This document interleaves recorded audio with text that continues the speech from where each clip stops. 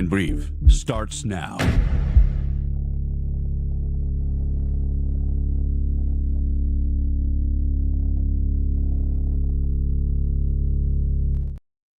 What is up, everybody? Happy Sunday afternoon. Welcome to another episode of the Blackline Brief. I'm your host, Matthew McKim, and I have a good show for you today. You're getting two of me now 2 days in a row. Everyone, don't feel obligated to be here to every show, even though I would love it if you were. I understand everybody's schedule is what it is, and not everyone has the time that I have now to be doing multiple shows in a day.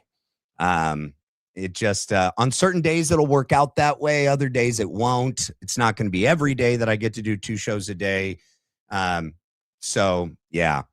But, okay, as you guys get in and get settled, please do me a favor and hit the like and the subscribe. It is the best way to help support me. Okay, it's free, it's easy, and it's quick. Yeah, it's simple. You just boop, beep, hit the little thumb. All right, enough of that. All right, you guys. So one thing I wanted to do, because I'm seeing it going around now on X, people are aware of the Hunter Kozak interview.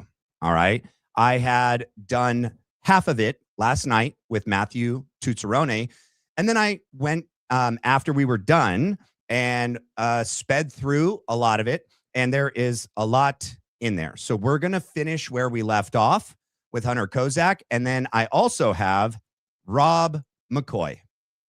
Rob McCoy did another show, and we're going to be looking at that. So those are the 2 things we'll look at in this show this afternoon. And then tonight at 6 p.m. Pacific Standard Time, I will be having Mason LeMay. I think that's how you pronounce it, Lemme. He is also a whistleblower, a former Turning Point USA employee that left. He's younger. He's like college student age. I don't know exactly like what his role, if he was like just a volunteer, if he was a chapter lead, or like an actual paid employee. We'll figure that out when he comes on tonight and I get to ask him questions. But you've seen him if you are on X. He's the guy that was talking about being a college student and getting the letters in the mail for donations. And he has his own YouTube channel now. But yeah, so he's going to be on tonight at 6 p.m. and I'm going to be interviewing him and talking about all things TPUSA, Erica Kirk, all the actors, inside of TPUSA, his opinion on what it was like before Charlie's assassination, after the assassination. And yeah, and you guys will be able to ask him questions. If you guys get super chats in, you'll be able to ask him directly anything you want. About his opinions, his thoughts, his feelings, or his perspectives about his time there. All right. So that's tonight at 6 p.m. You won't want to miss that. All right. Let's see. Let me make sure my chat's up so I can see everybody here. All right. What up, everybody? What is up? Okay. Yep. Everything looks good. Let's do it. Swing states. So, but don't you agree that Charlie Kirk did have a major impact on Trump winning? 100% agree. I 100% agree. I'm not trying to just challenge that. Okay, so where we left off last night, they were talking about Charlie Kirk being a big person, like a big, like being somewhat famous, like well-known. And Hunter Kozak uses every opportunity to be sarcastic, to be demeaning, to be belittling. He literally poops on Charlie every chance he gets. He downplays Charlie's impact in the culture with Gen Z, in the broader culture of the United States, in the political sphere, and didn't agree to Billy's quoting of the stats that Charlie has been quoted as being responsible for around 2.5 million votes, which is roughly around the amount of votes he won by. And so that's why Charlie is credited with pretty much Trump and JD Vance's win, is because of that number. All right. And so he's trying to act like Charlie didn't have an impact. I guess he studies statistics. So he's like, where'd you get those stats? How do you get those stats? Anyway, all right. So that's where we left off. That's where we're picking back up. I challenge the narrative that he single-handedly. The statistics came from. I promise you. No one said he single-handedly.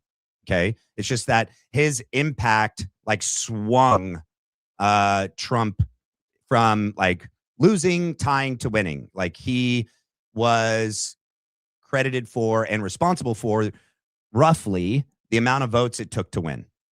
Whatever. It doesn't Don't matter. promise. I'm a little bit interested in this, but also there's you can't extrapolate. Yeah, you have to go statewide. You can't look at a national statistic because that's not how we vote. We don't vote nationally. It's not a popular vote. It's electoral. But anyway, sorry, not to get derailed. I have a crazy question for you. Okay, I'm excited. Did you personally see Tyler Robinson or anyone that looked like him I or wasn't even people? facing him. Huh? I wasn't even facing him. No. I'm just saying, did you see him on campus at all that day? Did you see other No. people that look like him? Because remember, Turning Point USA and even the prosecution stated that Tyler Robinson entered campus. I think it was at the 8:30 a.m. or 9 something a.m. when he was wearing the shorts, Converse, maroon shirt, and that he walked on campus into the courtyard, ate at Chick-fil-A inside the Sorensen building, and then interacted with TPUSA staff. And all she's asking is, did he notice anyone that he could identify as Tyler Robinson or that even looked like Tyler Robinson? All right. That day? No. No. Okay. I know we've already talked about how it's hard to really remember those moments. The memory can do weird things when it comes to traumatic events like that. Do you remember like the wounds and the injuries pretty vividly or not vividly? Like, do you remember them at all? How long? Yeah, because he's the one standing close, like nearly closest to Charlie, and he's looking directly at him. And from his reaction video, he doesn't break eye contact. He goes like this, but he's still looking at Charlie. How long did you look there? I couldn't even tell you like which side of the neck it was. I think it was the left. My right is left. I don't know. You saw blood. For sure. I saw where it hit. I knew in the moment I dropped down. I was like, dude, that dude is dead.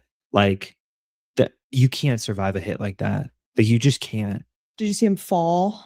I remember like I looked to my left and I tried to like get the hell out of there. Like, because I think his body got like security put him in like a car or something. I definitely didn't see any of that. You did not see that? No. But like I wouldn't have. I was looking, I was trying to get the fuck out of there. You didn't really focus in on that. You didn't see too many details. I remember him getting shot and falling, but like I really started worrying about myself after that. Right. Of course. And like your wife's. I mean, yeah, exactly. My wife was there. I have to go find her. And so I know you kind of briefly said that you got down and looked at the guy behind you and then you guys walked out of there. Can you explain a little bit more in detail what happened after that? What you do? Low-key, this is a little interesting. So I go under the bridge. I go into the science building. I think it's called the SB. That's right there. I go in and I was like, okay, well, I think everything's low-key okay. I'm going to go find my wife. I'm walking through the hallway and I think everyone else has been informed that there was a gunshot, but like they all thought it was a mass shooting. And so they're fucking cowering in the rooms. And I just sort of like it felt so fucking ghostly. I was like walking down the hallway calmly because I was like, I think everything's okay, actually. And I'm looking through and everyone's like terrified, looking up, like freaking out. Like, yeah. So I walk that way. I walk back out to the SB towards the north side of the courtyard. I walk out and I'm like, I want to get my backpack. And I think my wife, I don't know where my wife is anymore, actually. I'm texting her a bunch. We actually swapped phones because my phone has the better camera. But it really fucking pisses me off. I put it on like do not disturb because I was like, I don't want to get a call in the middle of the thing while she's recording and then fuck it up. But it's on do not disturb. So I'm trying to call her and I don't think she's getting the notifications. I walk back over and I'm like, I think my wife's over there. And there was like I think it was a police officer or it was a Turning Point security. I can't remember. And he was like, dude, this isn't about you. Fuck, you know what? You're right. Fuck. Like I can take my time. I walk back up go into the Hall of Flags at UVU, and I think my wife texted me there to meet her there then. And then yeah, we meet back up. We're about to leave, and then Shelby's like, "Hey, you got to talk to a police officer." I'm like, "Oh, duh." So we go back up to the courtyard, and there's someone guy taking notes, and then I give him a quick statement, my phone number, and stuff like that. Then leave. I don't know if you want information past that, but like, If I had a better Yeah, because there's footage of him actually sticking around, not just after he gives whatever he says, his written testimony of that day. He's like walking around the crime scene. And I'll try to find it either on the UVU review video or the Adam Bartholomew Life is Driving video. camera than someone and I'm going up to do an interview, I'd be like, hey, take my phone so you can film me. But why did you take her phone? so we can still contact each other. What? Oh, is she not standing like kind of close up there with you? No, she's kind of on the opposite end. Oh, She found a spot, like I'm on the, what is that? South end, kind of. got and it. Okay. She's like kind of on the north end, taking a video there. So I've got her phone.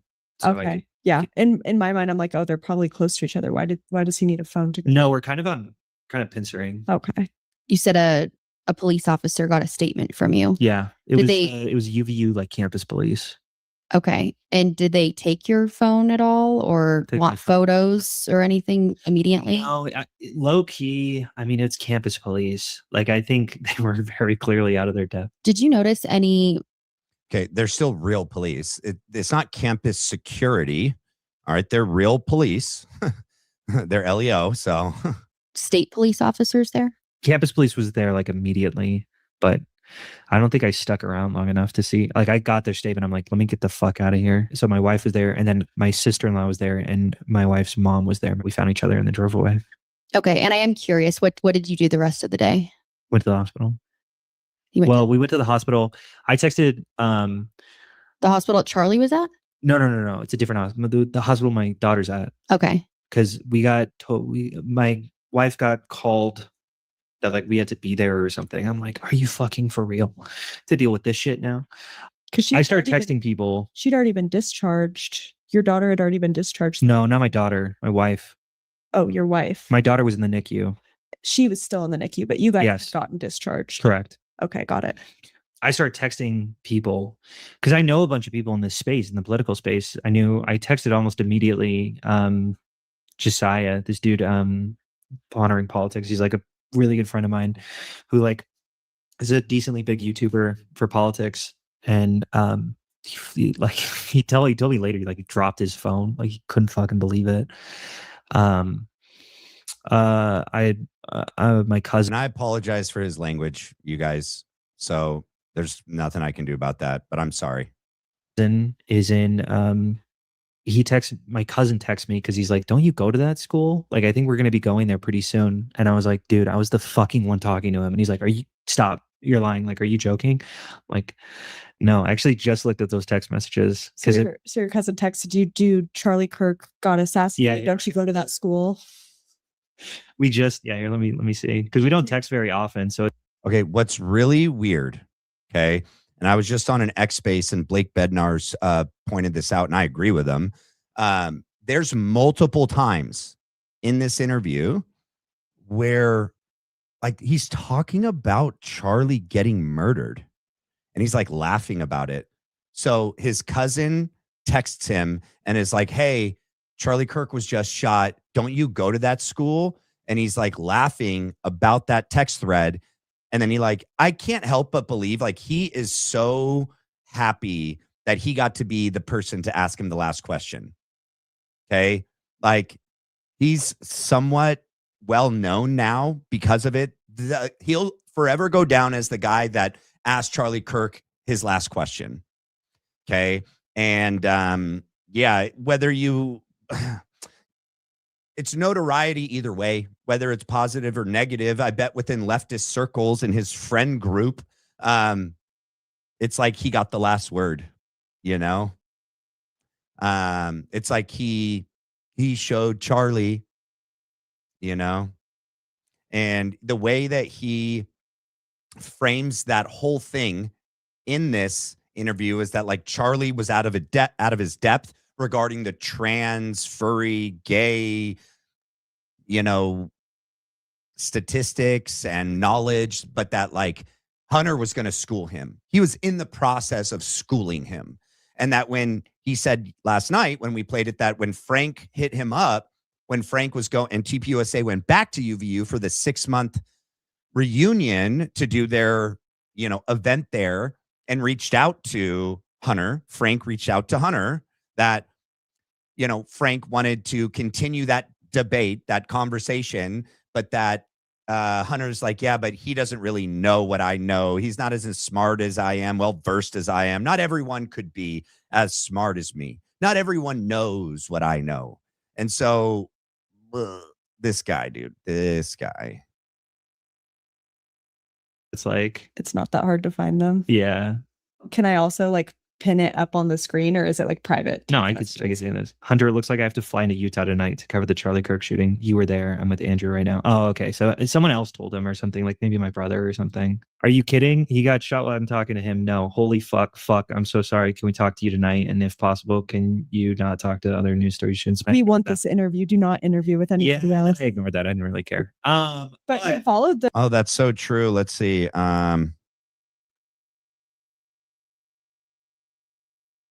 Yes. When we get to that, Hayden Harris, when we get to the Rob McCoy thing, yes, I can. All right. When you bring up Rob McCoy, yeah, I will. And then, yeah, my wife pointed out a very good thing. Like for someone that claims he's so intelligent and so educated, he has such a limited vocabulary for a smart person, you know? Like every other word is the F-bomb or something vulgar in that regard. All right. I guess you kind of followed that. By the way, before we leave, like the actual day, what time did you leave campus? Oh, well, it's like, it's such a hard question. He doesn't know anything. He's like Blake Neff. Okay. Selective amnesia. Anytime they ask him for a specific detail from that day, oh, that's really hard. I don't remember. Oh, that was 10 months ago. Oh, I can't really say. Maybe, perhaps, possibly. Like, I remember exactly the time and where I was driving and what road I was on when my wife called me and everything else that day that happened, because it's like seared in my memory from that, my thoughts and feelings that entire day after I was notified, like changed because of my wife telling me that Charlie Kirk was shot and killed. So I just don't buy that he doesn't know, that he doesn't remember. Bumper to bumper traffic because everyone fucking left the school at the same time. So like, when did we start leaving? Probably within like 15 minutes, after like 15 minutes of the shot. I don't know. Like it really, I found my wife. I'm like, let's get the fuck out of here. The statement took like less than a minute, you know, like his statement took less than a minute. They're asking him because there is footage of him walking around the crime scene, not in the Hall of Flags, down in the amphitheater after everyone's kind of emptied out. There's not a lot of people, and I'm going to try and find it to show you guys what I'm talking about. I don't know if it's on the Life is Driving video or the Adam Bartholomew video, or if it's someone's cell phone video. If someone has the video and you guys want to email it to me and I can pull it up, please do so. I really didn't give a lot of information. I didn't feel like there was a lot of information to give. Honestly, you didn't really ask that much. So yeah, I don't know. I left pretty soon, but like it probably took like 30, 45 minutes to get the hell out. We had to drive all the way over to Walmart because we parked over there. Your mother-in-law or someone drove you to the parking lot Correct. in Walmart? Okay. And you didn't go back on campus at all? No, not until Monday. Okay. 5 days later when campus opened back up. Okay. And how many times have you spoken with investigators? So I spoke to the police officer that moment. My father-in-law, because I saw conspiracy theories like immediately. And I was like, this doesn't look good. I was literally talking about shootings when he got shot. This is fucking crazy. I saw a lot of conspiracy theories immediately. Because like there weren't a lot of the other characters who had developed the other people you were mentioning, Blake, whatever. Like the other content photographer. Yes. Like, No, not the other content creators. The other dudes who conspiracies. Oh, Brian Harple and Blake Neff, Mikey McCoy, Brian Narpo, Dan Flood. the security team. photographer, Those Charles, people like the that, photographer, all yeah. those people. I was sort of the first dude because they're like, well, what about that guy talking? And Oh, I was the first. He's got to be the first, even in the conspiracies. I'm the first. They were talking about me first. It was me. That was me. Oh, Hunter. You can't even try to be humble. It's great. Let's go talk to know him. there was anything transgender related yet, but you were still talking about Yes, shooting. dude. I remember my attorney fucking texted me because they found the You have an attorney? My father-in-law got me an attorney because I saw that there were conspiracy theories, and my father-in-law was like, "Dude, you're like the FBI's coming for you." I was like, "Fuck." So That's a weird statement. Why would imagine what the real conversation was about? I know a lot of people sent me things. I got off here super late last night. I haven't had time to read through everything. I'm gonna get to it. I know people sent me stuff regarding like Destiny, the UnF America tour, and I'm pretty sure like there was like a live going when this happened, and not of this like shooting, but of like Destiny and the people from UnF America, and they like when it happened, they're like, "Oh my gosh, we're screwed," and then like ended the live. If someone has that clip by itself, because someone had emailed me like 15 things, like in succession. I don't know which one it is, and it won't be easy for me to find right now. I could play that, but they knew the UnF America tour people, okay, including Hunter Kozak, all knew that they have been making Charlie's life hell, and that they were publicly, hating on him, heckling him in person at these events and online. And when they do their streams, they were there. Hunter Kozak like lied in last night's part of this video and was like, no, I haven't been kicked out of all the events. That was just that one event in Florida that I used my wife's name to get into the event. This event I wasn't kicked out of. I don't believe that. Okay, I don't believe that at all. And in fact, an actual news, I don't know if it was like an online paper or whatever, news publication, reported that for this event, he was still kicked out and that he did use his wife's name to get into the event.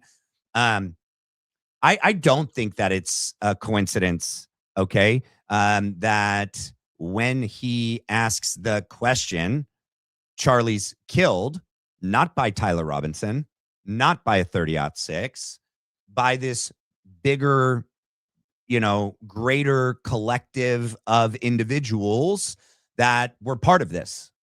Okay. And whether that be that they knew everything and participated in it, if they were told compartmentalized, need to know information just for him to be up there at the time. And that's why TPUSA moves him from 7th questioner to 2nd questioner.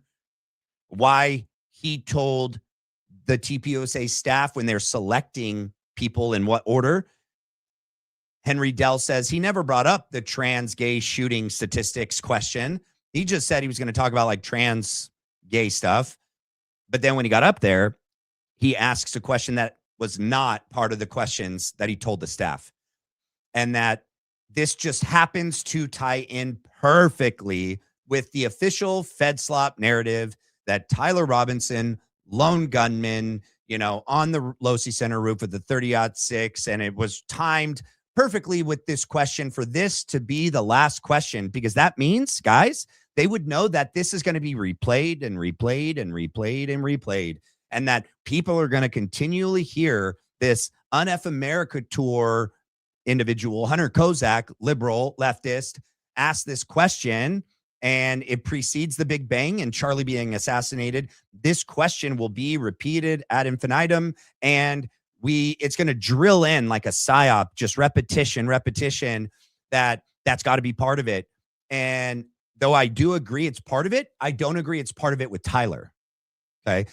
I I think it's part of it with this bigger network, and that people were either approached by Mossad, factions of our intel agencies, our government, people in this administration, local police, okay, people at TPUSA, and individuals that played even like small roles that may not even be a role, but in their mind, but looking back, we go like, oh, that seems to be part of it. That seems that they were told something to get them to participate the way that they did that day. Okay. So, yeah.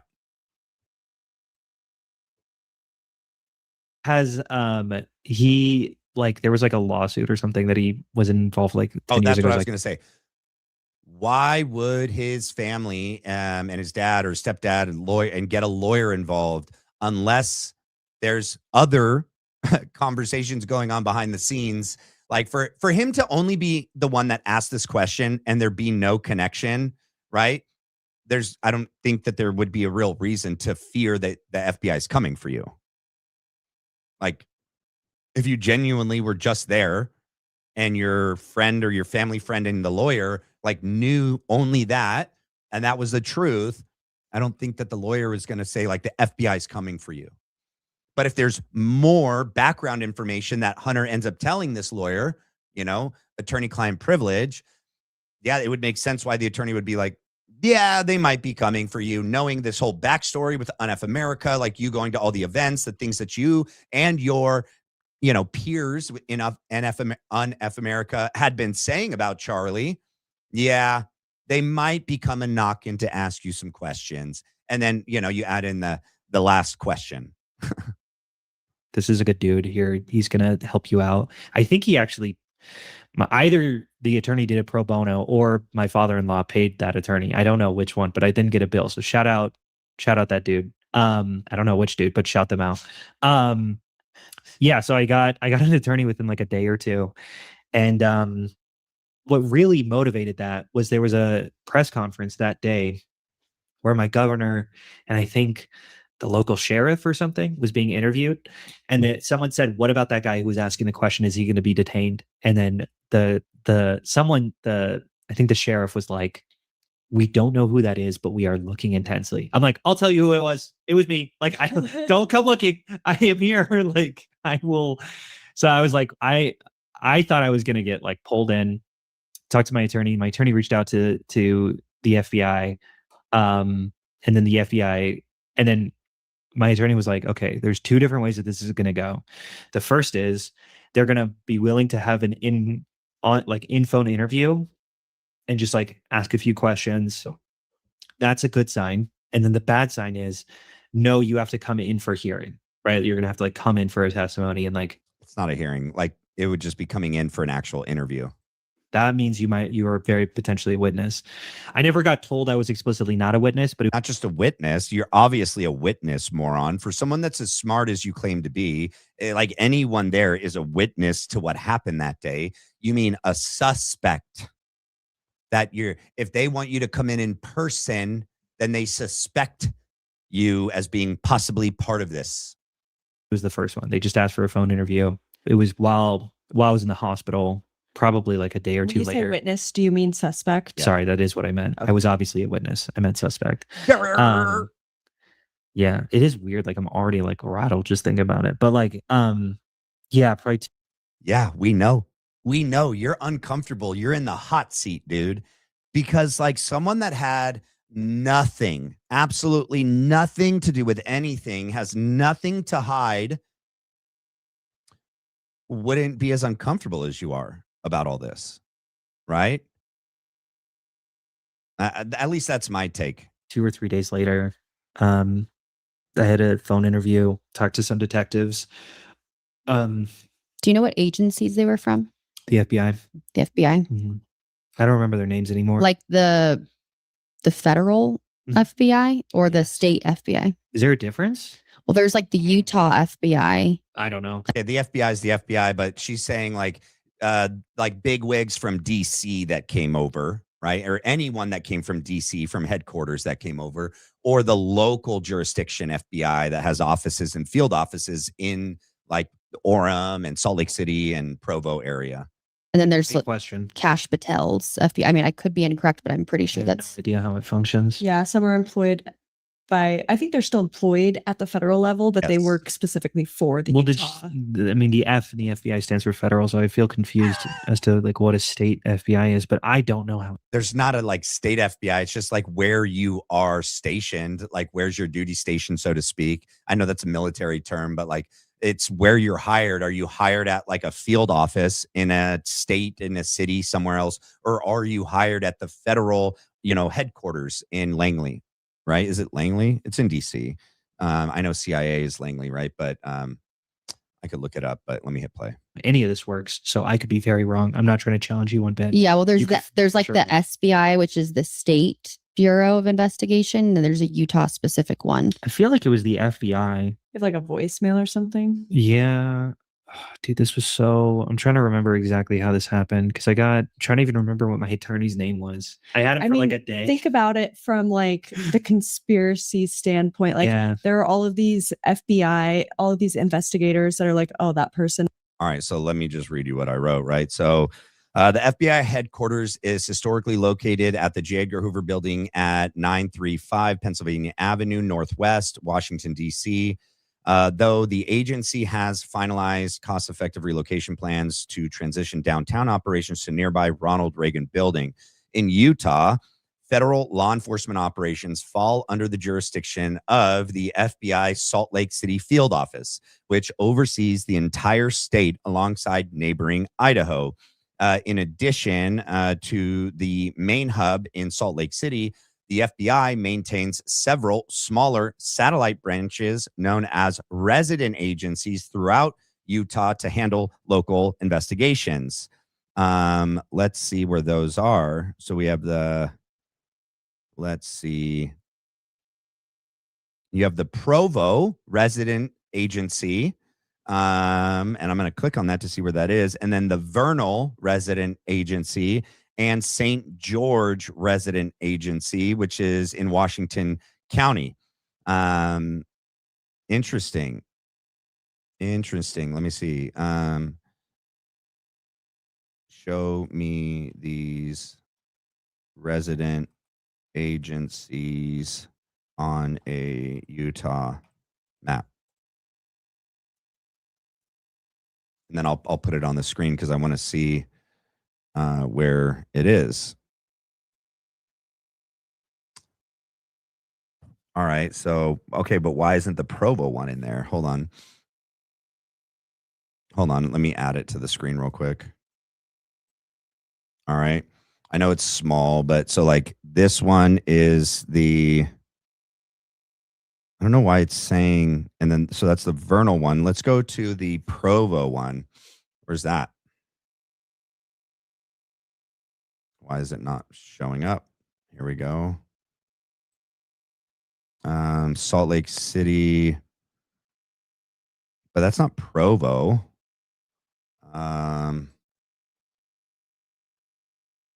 Salt Lake City Division.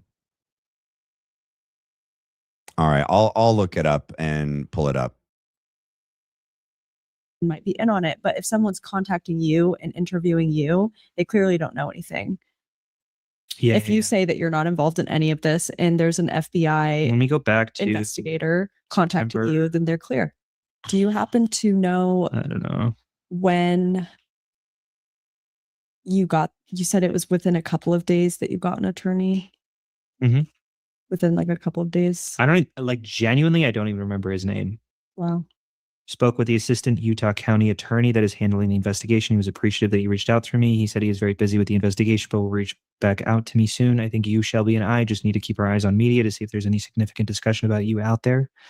I just heard back they may wish to interview you tonight. The detective is going to get back to me. This was September 11th.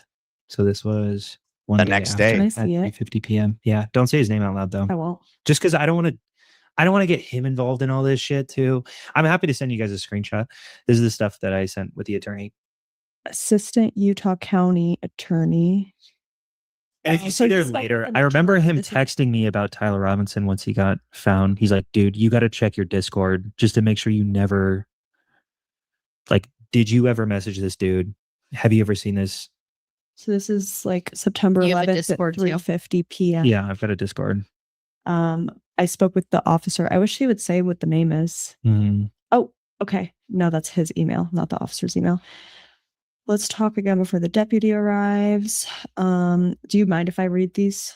I don't care. Oh, I remember I sent emails To of the videos to the deputy. No, to the federal deputy, FBI. the FBI, Yeah. the FBI dude. Yeah, The that I could agent. find it. It was NW Harris at FBI.gov. I don't mind saying that out loud. NW, like N, like for Nancy. Right there, you see it? NW Harris at FBI.gov. Did you see it, Brandy? I didn't see it. And so, what kind of questions were they asking you? I remember they asked where I parked and how I had gotten to campus. They were like, I think it was pretty clear that they were like, check. Hold on. I think I just found one of them, and it looks to be like right next to. So this says Federal Bureau Investigation Field Office. It's not going to show me exactly where, but this is where whatchamacallit, what is it? UVU is. It's like, I think it's like right here. Yep, here it is. Here's UVU. Okay. So I can like drop a pin right there. Sure. Right. I'll just say done for now. All right. And then and where's the one in Provo? And then there's also one in St. George that I can see where that is. Bro, that's so not far. That's crazy. You want to know why they got there so fast? I don't know where it's like at a house, I guess. It's just in the middle of the street. They're not showing where it is. So, yeah. Okay. All right. It didn't interrupt my audio. Checking against video footage. Mhm. Like But- simultaneously checking video footage as No. It's like, we have this shit. Tell me like where you are so we can figure out like where you were located. so you're like, So we know which camera to check. Yeah. That checks. Because I checked it, yeah, and I think I like went under the bridge and yeah, whatever. So I think they had a bunch of video and they were just like checking to see where I was. It was pretty clear I wasn't like a suspect at all. Like they were just like, thanks for coming in. Give us some base information. I don't remember the exact question. It was a pretty short questioning. Were they focusing in on any questions about why did you ask the transgender shooting question? No, not at all. Oh, didn't? No. Because, yeah, true. I think that most detectives understand that it really doesn't make a lot of sense to give like a vocal, whatever, like some sort of, I don't know what the fuck to call it, some like signal for him to shoot. If he's got a fucking open target, he's going to shoot. Like it's never made sense to me how it even makes sense. Brandy and Billy, please tell me you tell him why it makes sense to us. So let's see if I can bring it up in here. I got to make sure I got to back up though. All right. Got to make sure let me share this. Can you guys see it? All right. I have to make sure it doesn't show anything. But there's a point when, right before. So first of all, look at him pacing back and forth. And this security guard is like appointed to him. Okay. This like Justin Burley man. There's interaction going on between them. And when it's time for Hunter to come up, Justin, like with his body language is like, get up to the freaking mic. You'll see. Here, it's going to be bad audio. So I'm just going to cut the audio. And I got to go slow. And you'll just see that he keeps on, he's just rocking back and forth. No one else is doing that, man. He is so uncomfortable. Look at him. He's just like so nervous. He can't even contain himself how nervous he is. He's so anxious. Okay. I'm just trying to go slow because I don't want to hit the part. Look at Justin's like right in front. He's looking at him. Okay, tell me this, you guys. Do you think a seasoned prior military, prior police officer, I don't know Justin's background, it's either police or military. They all either, like Brian Harpo was never in the military, but he was a Texas cop for like, many years. So they either have prior law enforcement in their background or military in their background, right? I don't know which one Justin is. Justin is standing right in front of Hunter the entire time. He's looking at him, watching. Whether you are high up in like intel or special ops or whatever, like military, attention to detail. All right. At least in the Marine Corps, like even us, we're trained to just pay attention to your surroundings. Okay. In workups before you deploy and you go through these like mock, Iraqi cities for me, that was the time frame. They teach you how to perceive people's body language as being deceptive, concealing, I don't know, mischievous. Like there's something else. You want to pay attention to how people, and every culture, it's different, right? So it's not a one size fits all. But the bottom line, the point that I'm making is that Justin is going to know, and even a everyday citizen civilian, we know when like somebody's nervous. All right. We can like see signs of deception, of anxiety, fear, right? Nervousness. You can see that. And Hunter Kozak is giving all of these signs. Okay. And there has been people that's thrown things on Charlie. Charlie has received threats. The person that gets to the mic is the closest to Charlie in the crowd. And they didn't have metal detectors there that day. And they are allowed to carry on UVU. It's a college and it's in Utah. Justin is going to be heavily hyper aware that Hunter is looking very suspicious, doesn't take his eyes off him, and he stays with him the entire time because we know now, like he obviously gets up, asks the question, doesn't do anything besides ask the question. But in Justin's mind, right? Maybe Justin knows everything, right? And knows what part he's going to play. And that's why he's got to get him up there. Maybe Justin doesn't. I don't know what Justin knew ahead of time, but that it's got to at least be in the realm of possibility that Justin's thinking Hunter's going to do something. Hunter looks like he's nervous. He's anxious in anticipation for something coming. So I just want to point that out. All right.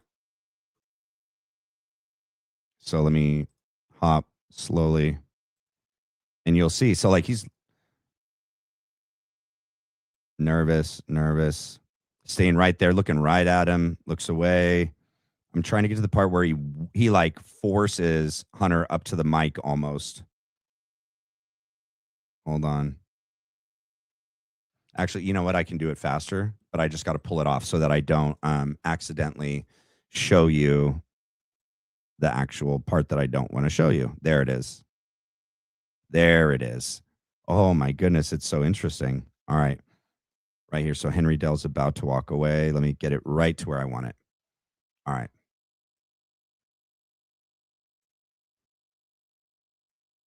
All right. So Henry Dell's about to finish up. I don't know why Justin stays with him. Watch what happens. So he points over. He's talking to him. And then look at it. He is like, get up to the mic. You see that? That's weird.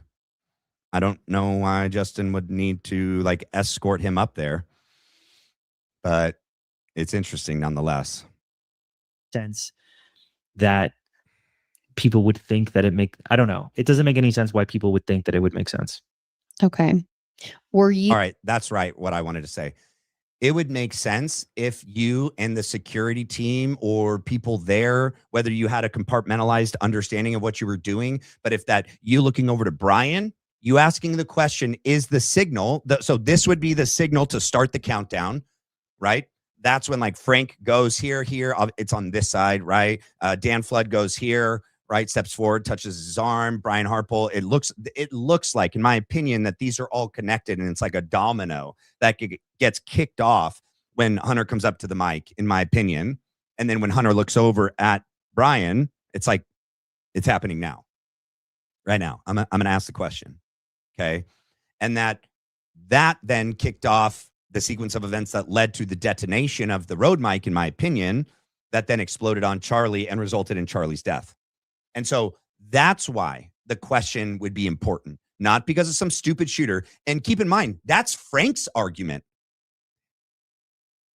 Hunter Kozak tries to give the same ridiculous argument that Frank gives about his signal. Why would I be giving a signal to Tyler Robinson? Why would I need to give a signal to the shooter? He's looking through the scope. He can't even see me. He's already up there. He doesn't need a signal for me to know when to shoot. We know that.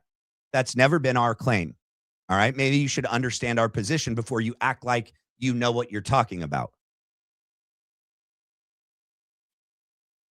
You ever asked to not talk about anything No, by anyone? no. What do you mean by that? Like, were you asked not to discuss anything publicly?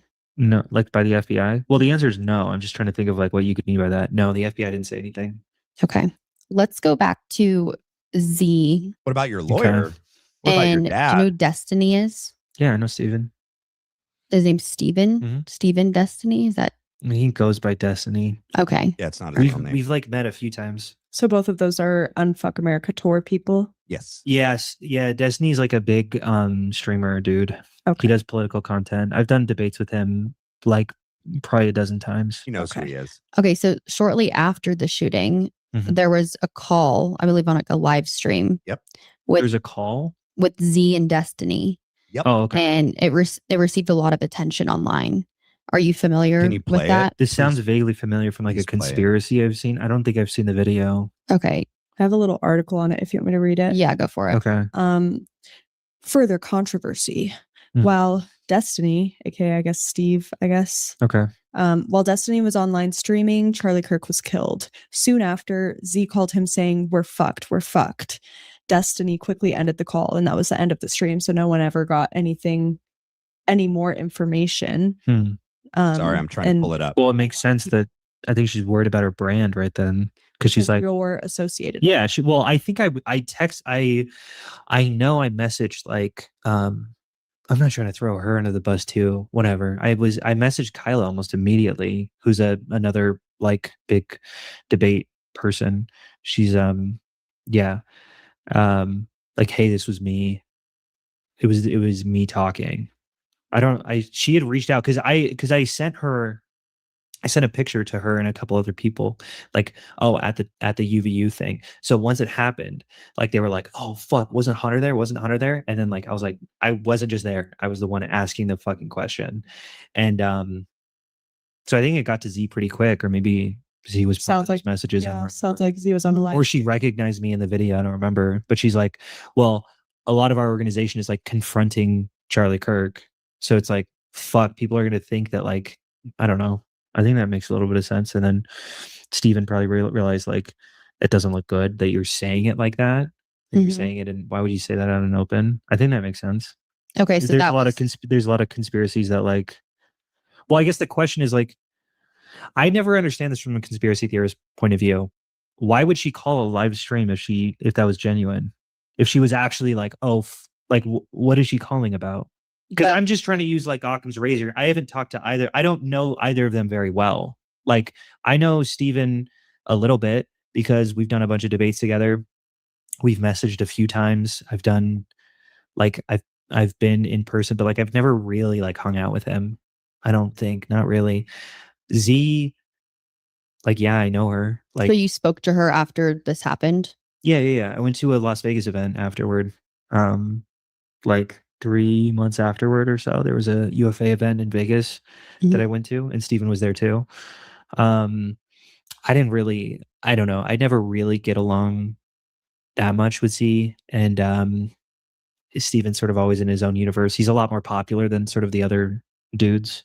So I guess after September 10th, did your I clicked on the video someone sent me regarding that video with Destiny. I can't find the part, and it's a longer video. So I don't know if someone's able to clip just the part of that live stream and phone call that they're discussing where Destiny and Z are going back and forth. And then they're like, we're screwed. We're effed. And then the live stream ends. You can send that clipped portion to me if you want. relationship with Z change? I never really liked how aggressive she went towards Erica Kirk. I think she really went with the bandwagon there on like how antagonistic she was, and I never really liked that. So I really kind of stopped chatting with.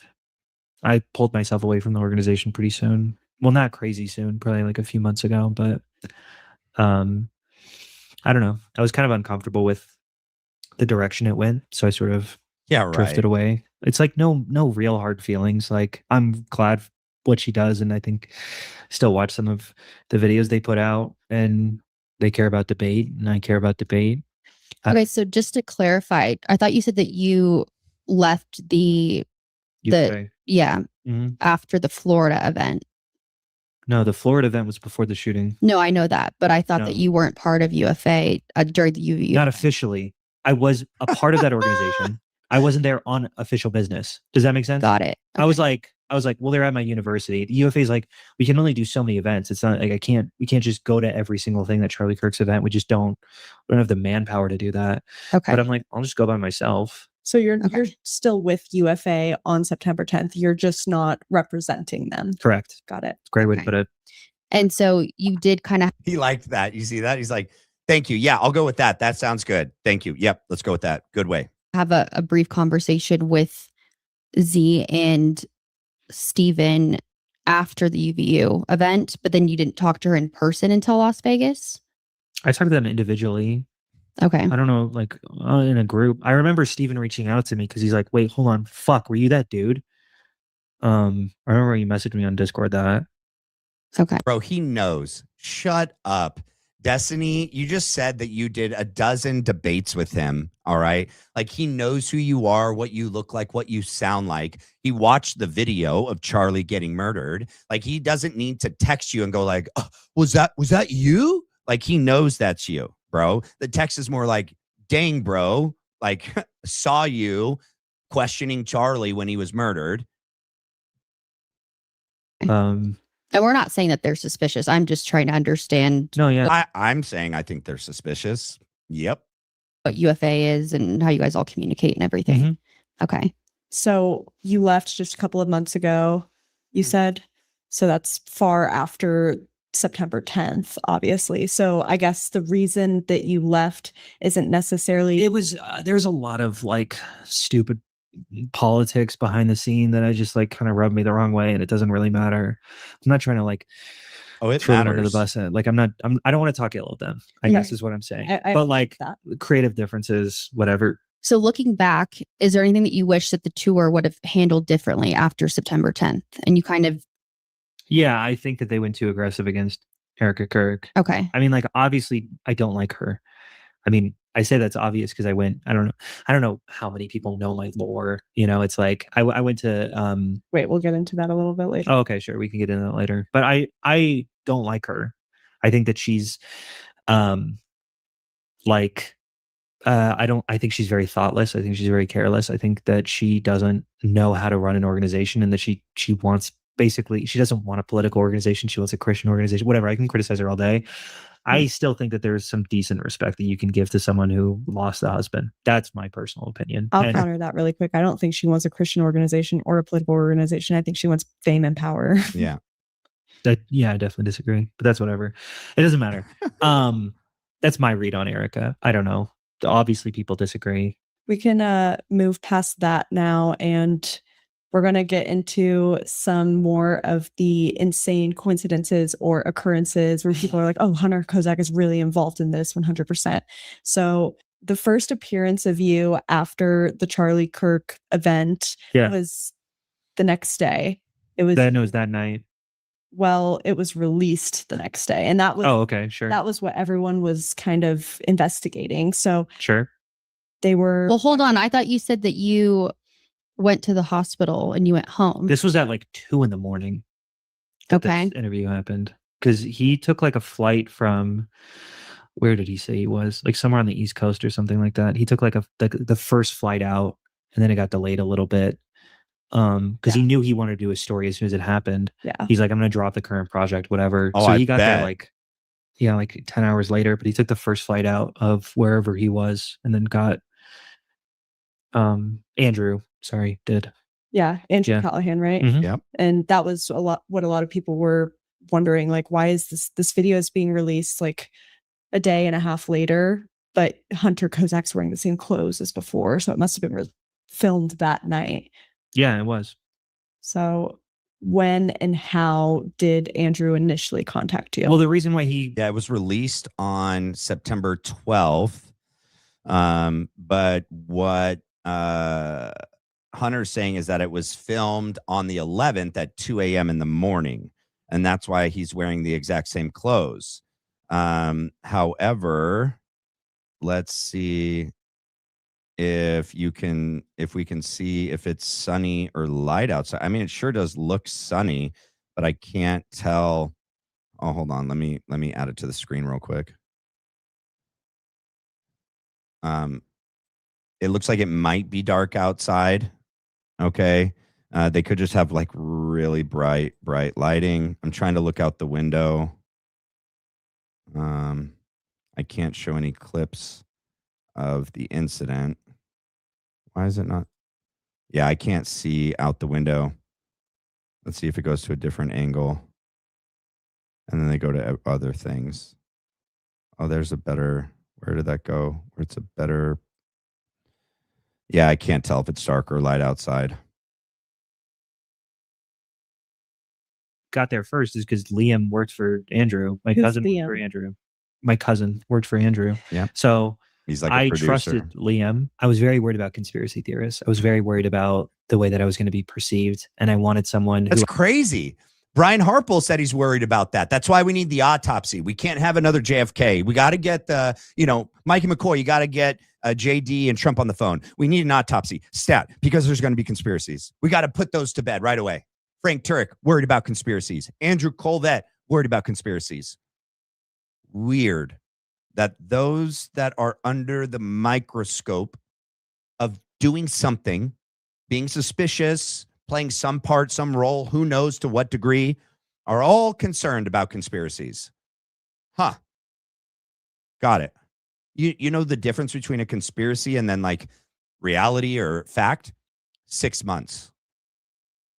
About 6 months. Just give it 6 months and it goes from being considered a conspiracy theory to actually everyone finally recognizing it and accept it as fact. Just so we got that out there. I know who I knew had my best interests. So I hit up my cousin. Well, Liam reached out to me first and I was like, this, honestly, I want to do it with you. Like, this makes the most sense. Like, New York Times is already on my fucking, like, calling me. Like, I want to go with you guys first for sure. So they called me, and I told them where I lived, So it's like, that's why they got there first, is because everyone else had to go through like normal avenues or like try to figure out where I lived. But I just went straight up. I'm like, Liam, you can just tell him to come right here. So I got there pretty quick. Okay. Fun fact really quick.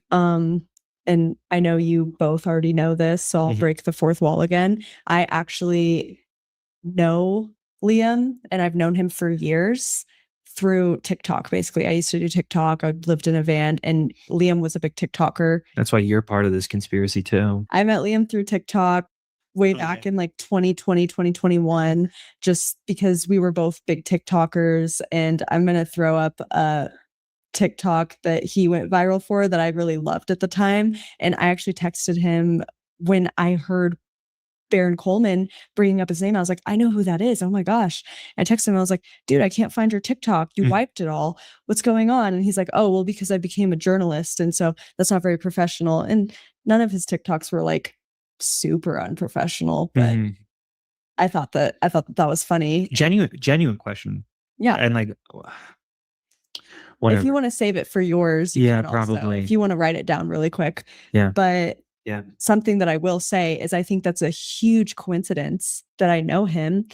And I can see where, coincidences happen in life. I do believe in coincidences to an extent, but Erica Kirk doesn't believe in coincidences.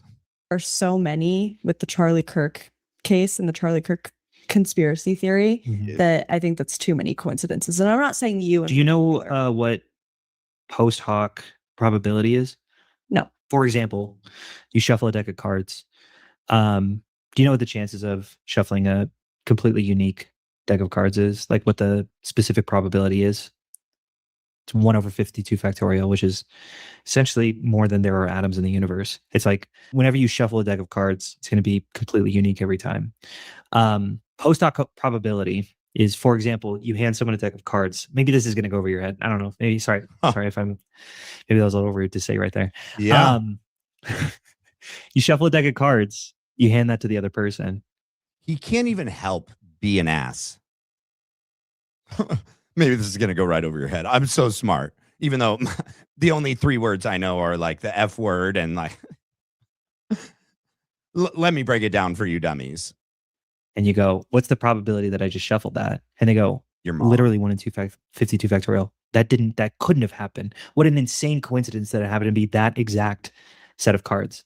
Now, what post hoc probability basically states is that you can't look at the probability after the event has already occurred, because random unique events happen so often and so simultaneously that like, All right. oh, I mean, his family lives here. his family does live that's here. not why he's here. Hold on. Without first identifying it before it were to happen, everything looks unique. Everything looks like, whoa, what a crazy, crazy coincidence. But you didn't call it beforehand. So it's actually not. That's going to be my little math spiel. Sorry. Okay, I'll hold on. But you can look at post hoc probability. I think there's a lot of really good writings on it. I'm good. Yeah. Okay. Wait, can I also just shout out really quick? So Brandy and I are going to be interviewing Liam because he just so happens to be in town. Brandy's going to be posting this. Another coincidence. Whoa. I mean, his family lives here. His family does live That's here. not why he's here. Utah holiday, but That's not why he's here. oh, okay, whatever. I guess I'll talk to him about that later. Everything's a but coincidence, huh? You look at it that way. I just wanted to. He's just got to throw that out there because he wants everyone to believe that everything he did that day, before, during, and after, just a coincidence. Nothing to see here. Shout out the fact that, or shout out my YouTube channel. I just wanted to let the audience. They just like have some fucking database and they just go type in Hunter Kozak and they have my address and they have my phone number. I had this explained to me one time because like apparently you can buy this if you have like the right sort of credentials or whatever. You can just buy people's information like very, very, very easily. If you have credentials, you can just buy the information. I think. I don't know exactly how it works, but yeah, I got text messages from so many people like, "Hey, I'm with CNN. Hey, I'm with New York Times. Hey, I'm with no, all over the like." You can check my text messages just like for the next month. It's just So they just reached out. They just texted me or called me. Search 60 minutes in your text and see if you can find like that initial text. I think it was a call. They want to know how 60 Minutes reached out to him, why he and Jeb Jacoby were selected to do that interview together. Because Jeb, another, in my opinion, crisis actor on that day, but he was on like TPUSA's side. He was one of the chapter, volunteers. He's the one that, did that whole thing with Phil Lyman. And then, people stopped him from doing the interview with Adam Bartholomew. He goes on 60 Minutes. He did other ones as well. But they shouldn't. I don't know why they agreed to go together, why 60 Minutes wanted them to go together. I find that to be sus. You answer unknown calls? I had to because I didn't know if it was the police calling or not. You could Would you be able to do an interview with 60 Minutes? Hi, Hunter. This is someone with 60 Minutes. I don't know if I want to say it out loud. Hey, and for speaking with us yesterday, they called us. They called me. Okay. I'm adding my colleague, this person, to our chats. We're all in the loop. We were deeply moved by your Channel 5 interview. We'd like to film an interview with you for 60 Minutes, primarily focused on the need for civility and healthy discourse. Deeply You have a powerful moved. perspective to share with the country. Can we have coffee or lunch tomorrow to discuss? We hope to film the interview on Wednesday morning. We'll discuss more tomorrow. They went to campus. I met them on campus. And I really talked a lot about, there was something that Before you end it, can you take a screenshot? I promise I'll blank the name out and send it to Brandy and I. But it's like, it doesn't really matter. Well, no, I think it matters. So someone clearly called you the day before and then you got that text. Yeah. And then we went to UVU to just talk. There was a real big need that I had to make sure that it was framed in a good way. And we talked about the way that this was going to be framed correctly. Okay. So how did you get on Barry Weiss's town hall with Erica Kirk? Barry Weiss called you directly? No. Some producer at CBS. I don't know. Cold Okay. called? Yes. Wow. Instagram exists, people. Man, I do think. Hold on. I think for 60 Minutes, the producer did also message me on Twitter or something like He that. I don't changes know. his answer. It's all such a blur because for like He realizes that they're making good points. Like all these people just happen to have your number. Your dad works for Jimmy Kimmel. It's possible that they all got your number from your dad. Right?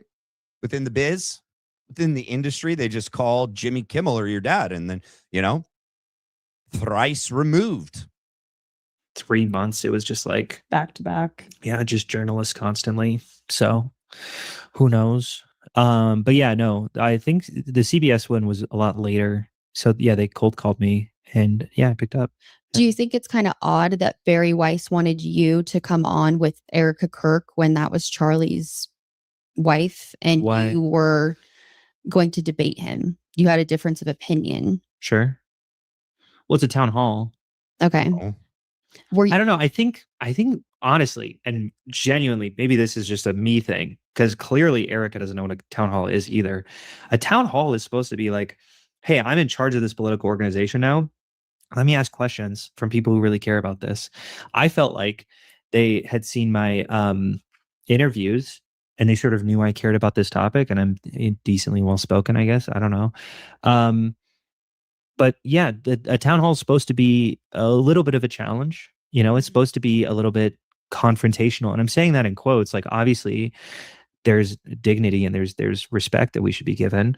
But like, yeah, I've seen 1,000 politicians' town halls. I've been to politicians' town halls. Like, I don't know if I've ever been to one who's just like the head of an organization like Erica is, but like she's not just a widow. She was the head of TPUSA. So it makes sense that she wants to ask challenging questions. And we did have a conversation right before Barry pulled me in just to have like a 5-minute conversation before it actually occurred. And I was like, I actually asked her to do something, funnily enough. Cause I was like, I really care about this. I think that she needs to be treated with respect as a widow. Oh my gosh, bro. You and your okay. Let me get to the next. Because I also want to get to the Rob Volunteer. McCoy thing. okay? And did you know him prior to 60 Minutes? No, that's the first time I met him. Okay. Random that he got picked to be on 60 Minutes as well, wasn't it? I agree. He didn't ask a question, did he? No. I don't know what random means. I mean, I know that the specific avenue that they were going down was because our governor, Spencer Cox, talks a lot about sort of the bridge between the left and the right has become very undividable or like has been very unbridgeable. And that he's trying to bridge it. And so he works a lot with the Arizona governor to sort of bridge the gap because he's a Democrat. Oh my goodness. All right. So he just talks about coincidences with Jeb Jacoby. All right. So this is most of it that we've already done. So Okay. it's like, yeah, I have never seen that person before. So you All didn't. right. Well, I'm just going to get to this last part. If you could ask Charlie Kirk a question. Hunter, you once said that if you could do it over again, you would ask Charlie a different question. Did I say that? Oh, that would make sense because I don't remember saying this, but it's like, He well, doesn't yeah, I don't remember want to fucking anything. talk about shootings. I think it was a good question, but it's like, yeah, obviously the coincidence has not helped me at all. So, I mean, I guess you don't remember ever saying that, but No, I don't. right now, if you're like, you have to go back in time and ask him a different question, it doesn't change anything, but what would you ask him? Yeah, I mean, my go-to second one was the Epstein. Stuff. Yeah, you did mention. And I think that would. And what was it going to be again? Oh, about How could you defend Trump after he sent this thing to Epstein? I see. It was like so clearly, you have a secret and you like girls of a different age from Donald Trump. It's fucking disgusting. And it really upset me. And I like, yeah. All right. Let's move on. Let's go to Rob McCoy. Dang. All right. Let me read this. Thank you for the gifts. Thank you for becoming a member, Chris. Christian. And then thank you for the super chat. Thank you for the gift. And the gift, Michelle, thank you. And tomorrow, thank you. All right, let's get to this. Let me start at the beginning because it starts right away. Let's go right here. Minute, because you've been really busy. A little bit. Most people know this who are part of the Conduit family, but we've got a lot of new people, a lot of new visitors. But the week that Charlie Kirk was murdered, Yeah. you were scheduled to be with us, Right. to speak on the Sunday right after that. Mm-hmm. How have you? So for us, Charlie is like a hero. Charlie is this figure that has inspired us and young people. But he was your friend. Yeah. Your son works for TPUSA. He was standing right there, Mikey, when Charlie was murdered. How's your family, man, in this last? How has it been? 18 months? Yeah. Well, since Charlie's death, it's almost a year. A year. I'm sorry. Yeah. my September mouth. 10th will be the anniversary. I would say this year's been the longest decade of my life. And, you know, I was his pastor. That's what he called me. Yep. But he was my friend. And a guy like that comes along 1 in 1,000 years. And Mikey was his chief of staff. I'll be forever indebted and grateful to Charlie for what he did for my son. And Yeah, why? Because he had no experience, he had no qualifications to actually be chief of staff for a multi-million-dollar organization at the time. Why would he have picked Mikey to be chief of staff? Huh? Is it the very, very close relationship that Erica has with you and your family? Remember, and somebody asked me to cover this. Let me finish texting this real quick. And now this sucks. All right. Let me pull it up. Where is it? Can you tell us again about Rob McCoy's wife taking care of Charlie's kids? Yes. So my wife knows someone. They want to remain anonymous, but they go way back with Rob. Okay. Like way back. Okay. And I've seen the proof. So it's real. Congregants of his church in Thousand Oaks, Godspeak Church, had personal relationships with Rob and his wife, Michelle, also with Charlie, and were there and met Erica when she came into the picture. Charlie and Rob actually stayed at this family's house when they both came up to speak at a local church up here in 2023, and still speaks with people all connected at Godspeak and with Michelle and Rob. And remember, Rob stepped down from his church, gave it over to his daughter's husband to be the lead pastor. And then him and Michelle moved to Arizona so he could run TPUSA Faith. And in the wake of the assassination, Michelle all but moved in with Erica. Okay. And Michelle has been the one caring for the kids when Erica's not around, which seems to be more often than not. She's constantly traveling, flying everywhere, speaking at events, and should be going into the office Monday through Friday, daily. Okay. So seems like that would be a lot of caring for the kids that Michelle is doing. Rob's wife. Okay. Mikey's mom. Just to put that out there. Thank you so much for that. All right, let's continue. Poured into him, and yeah, Michelle's close with Erica. She was there for the birth of both of the kids, and I just love them, hurt for them. You don't say. I'll never forget that day. And then following his murder, I am just nauseated by what I've witnessed, and people coming out to make money off of this tragedy and quenching. Nobody has made more money off of this tragedy than Erica Kirk, TPUSA.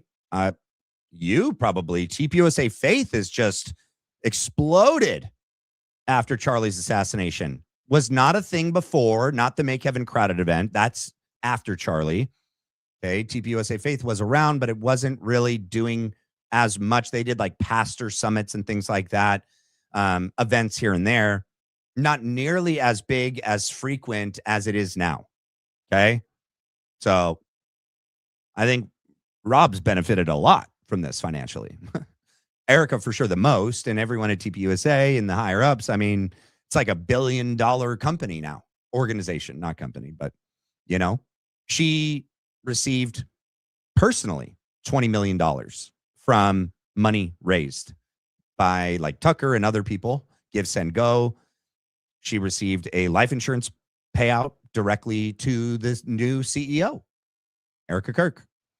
And then whatever her new salary is, I'm sure it's increased now that they're making more money. You don't want to have in a nonprofit, you can't have any money left over at the end of the year.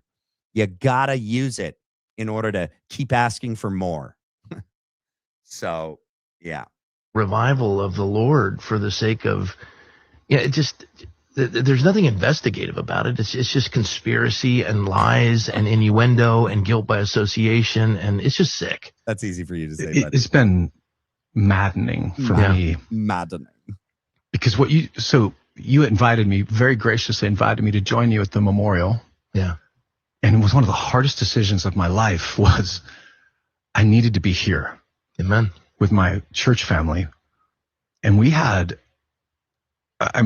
were packed. I guess we'll never know if that was like a genuine like shepherd's decision to shepherd his already existing flock and any new converts that would come in that day and give their life to Christ. We'll never know if it was a genuine decision to be there to shepherd his flock or that he knew this was going to be big. He's got to be there. Wants to be there in person. I mean, he'll tell you thousands, massive numbers that weekend and every weekend since. So, and then with all these new congregants, new tithers, more money into these churches. Yeah. That following Sunday. And it wasn't like people mad at their pastor, standard Tennessee. This was people that their whole lives had just been turned upside down and they just needed somebody to tell me what's the truth. Yeah. And we've seen that revival you're talking about every Sunday. And they come to these guys for the truth. Gosh, dude. 15, 20 people making first-time decisions to follow Jesus in Tennessee, where everybody's already saved, supposedly. That's the other thing. He was out in Tennessee, right near Candace Owens. Hopefully she was aware. So it is a distraction from, when you take off I'm trying to think about this logically and realize, no, this is demonic and Satan isn't many things, but logical isn't one of them. To distract away from the revival. There's literally, this last Sunday, I think 17 people said yes to Jesus for the first time, just in our church. That's just ours alone. And yet there's this like demonic, there's no other word for it, demonic. You're right. We're demonic. Messaging that started immediately after. Yeah. And I'll never forget watching the Candace Owens thing. And the thing is, Candace Owens didn't start immediately going into TPUSA and Erica Kirk. She waited. If I remember right, she's like, look, the guy in the white hat, he just tipped it. That's an FBI. And I'm thinking, that's Frank Turk. She never said he was FBI. We know who he was.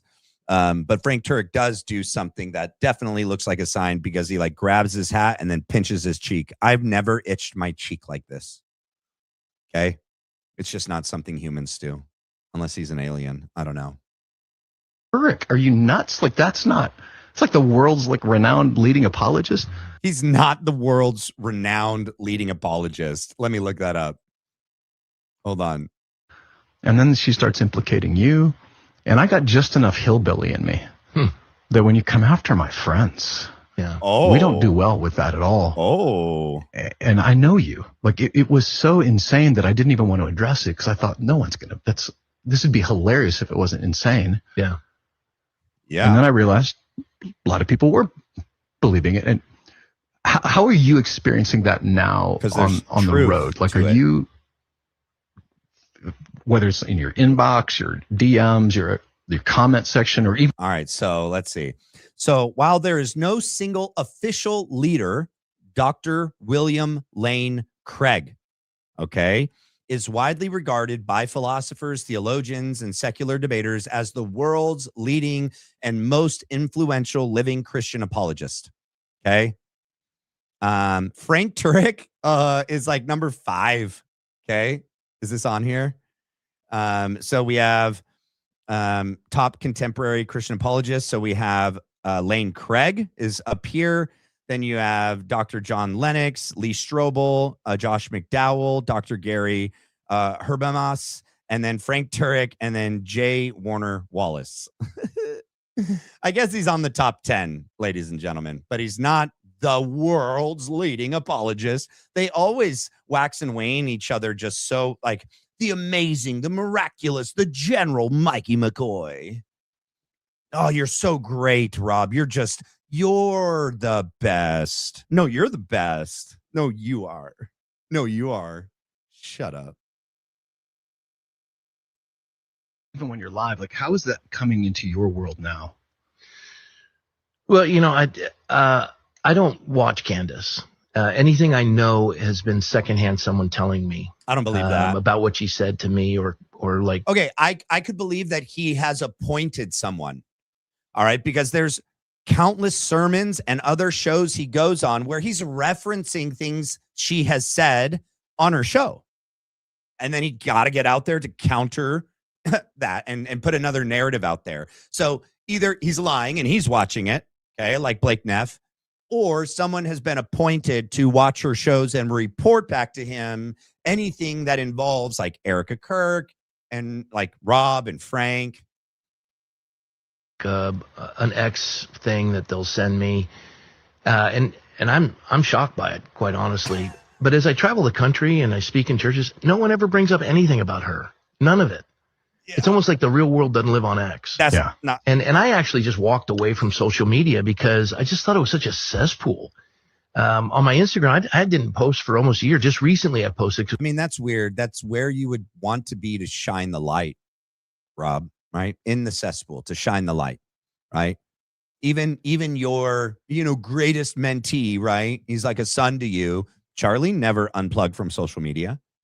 He wanted to be the light in the darkness, the truth in a world of deception and lies.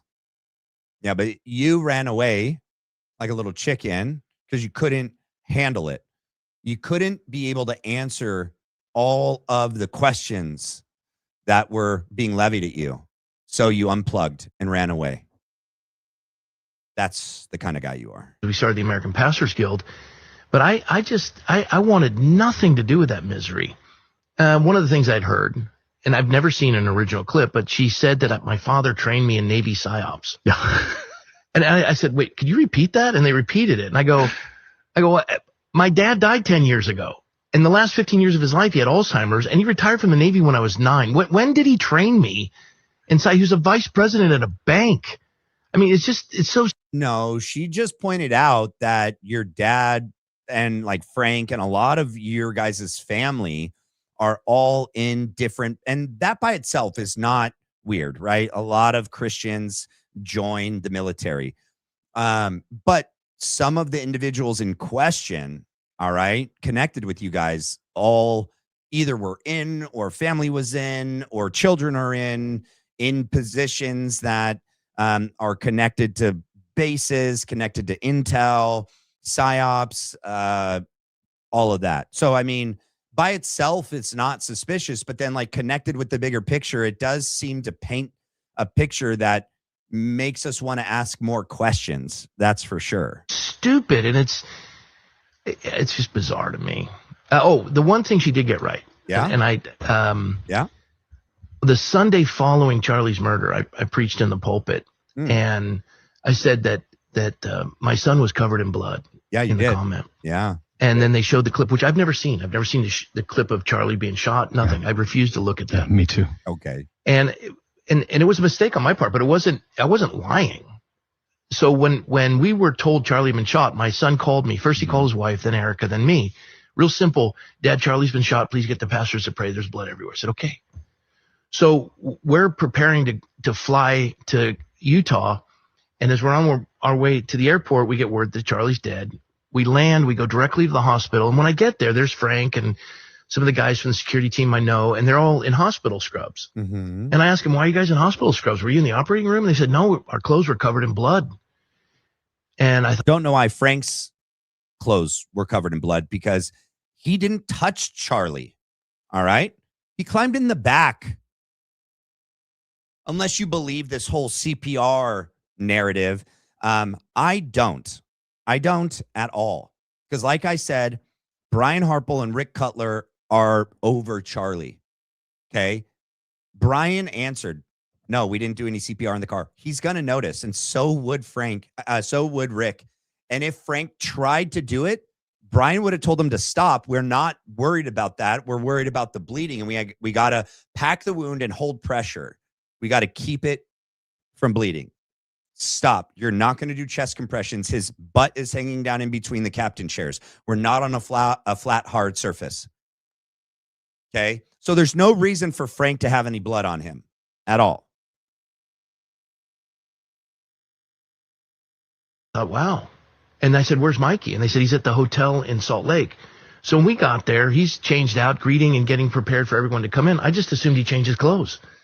So for a number of days, Michelle and I were specifically praying that God would heal him from that misery of what he had to endure, only to realize Hold on. I was mistaken. No. You weren't mistaken, buddy, old pal. You over sensationalized your son's part that he played, right? Because we all saw the video of him walk away within 0.8 something seconds. Okay. We all saw him and Blake briskly walk away, possibly into another shooter situation, not knowing, not running, not ducking, not hiding, not screaming, just boom, and then walks away. So you deciding to, on the pulpit, like you do all the time, like I was Charlie Kirk's pastor. Okay, dude, he said it like once or twice. All right, dude. Like you got to say it every time you get. All right. Oh, and then he said, you're America's pastor. We'll never know. All right. We'll never know. But you continually take advantage of the proximity you had to Charlie, and you make it bigger than what it is. You and Frank do that. All of you do that. He was my son. He was like a son.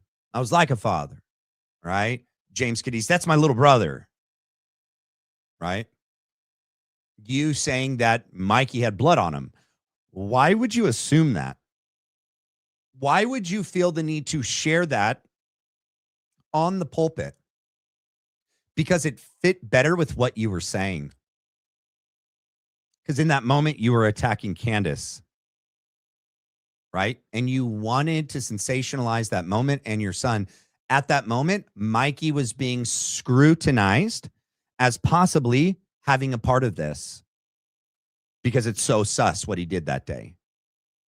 And then you add in there, like, he had blood all over him, right? Just like Brian's and Frank, we could taste it. We got blood in our mouth. Okay. You want sympathy. Yeah. You want it to make it look like your son did more than he actually did. Because at that time, they're also saying he was a general, right? The miraculous, the marvelous Mikey McCoy could do no wrong. He was saving lives that day, making phone calls. Just not the ones that count, not the ones that needed to be made. Just the ones that supposedly Charlie told him to make. Rob.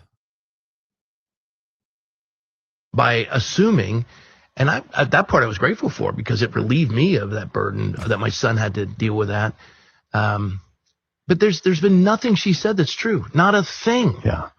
Okay. That actually reminds me of the biblical definition of a false witness, right? Is there's two times in the New Testament you see a false witness. One is with Jesus at his trial. The other is Stephen, Acts chapter 6. And both times what they did is let's take the one in I think it's Matthew 26 with Jesus. All right, hold he on. said by it was his body. So it's resurrection. The right information, wrong implication. Yeah. Right. So that is such a great example of the ninth commandment violation, which is she got the right information, which is you got it wrong about your son. But the implication she makes is, therefore, he is a psyop murderer. And then No. Maybe you guys need to go watch the show before you talk out of your rear ends. She didn't say that Mikey was a psyop murderer. And she even, in fact, later has said that Mikey tried to reach out to her through a third party, most likely John Mappin, to inform her to look more into Andrew Colvett. All that was being pointed out at the time was that Mikey was being touted out in front of us as being the replacement for Charlie Kirk. He spoke at one of Charlie's next engagements that he was going to do. All right. And he sucked. Mikey sucked. People, Rob and Frank and Mikey were going on Frank's show talking about what a miraculous, marvelous, extravagant man general Mikey was. Right. Blake did it. Oh, but he did so good. But I'll never forget his lip was quivering. Because once the video posts of Mikey and Blake turning their back to Charlie before he hits the ground, not ducking, not running, not hiding, just walking, putting a finger and a phone to the ear, not enough time to dial, not enough time to call anyone. Therefore, someone was already on the phone or someone. It's the only thing I could think of. And then him and Blake just keep on walking towards the fountain. They just, like Forrest, walk, Forrest, walk, Mikey, walk. Just keep walking. You can do it. Walk. He walked so we didn't have to. Is sus. We still don't know, verified the call logs, right? We got a printout typed up and given to Candace at the sit-down meeting with Justin Strife and Erica Kirk. We have no verified actual printouts from the phone company of who did Mikey call, when did he call them, and who they were, how long were they on the phone. Just what Erica and TPUSA wants us to believe. So, yeah, he was engaging in trying to help Mikey's public image. That's why. And yeah, no, Candace never said that he was a murderer and part of the PSYOP. Based on that, misspoken word of Rob's by itself with the blood on the shirt. It had to do with so much more that we were all like, that's weird. What's up with that? Can we get an answer? Holla back, Mikey. He never holla back. She also does guilt by association. So when I was a young senior pastor at Godspeak, one of the first congregants was a guy named Tom Semino. Came to me, said, I'm on Megan's Law. I just want to let you know I'm out of prison now. I've served my time. I'm like, all right, man. Stay away from the kids, et cetera. And he goes, I know all the rules. That guy never missed a Bible study. He was in church every Wednesday, All right. Early on, Candace Owens plays this sit down that Rob does with this guy who literally wasn't just accused of, was charged and convicted of doing bad things to young kids. And Rob employs him at his church. All right. Yeah. People deserve second chances. People can be forgiven and give their life to Christ. Yeah. This is a thing, though, regardless, I would never put someone in any type of position in my church after something like that. Yeah, you're forgiven. You could be a member here. We're watching you. But I mean, I'm not going to put you any kind of position here. Sorry. It's just not going to happen. Rob did. And Rob does a sit down to try to rehab his public image. Every Sunday night. This guy was unbelievable. No recidivism in him, nothing. He was all in. He had paid his debt and he wanted to make life work. He ended up becoming very successful. He remarries. They have a son.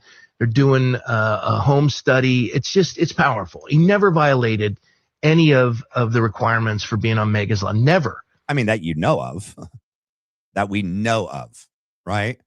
And even if that's true, even if he didn't, I don't care, bro.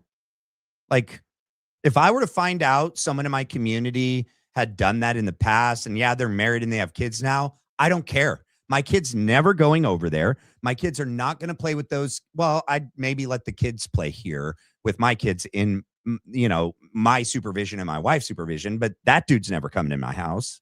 Yeah, God can forgive him. I can believe God's going to forgive him. He gave his life to Christ, but that doesn't mean I need to put anyone in potential danger.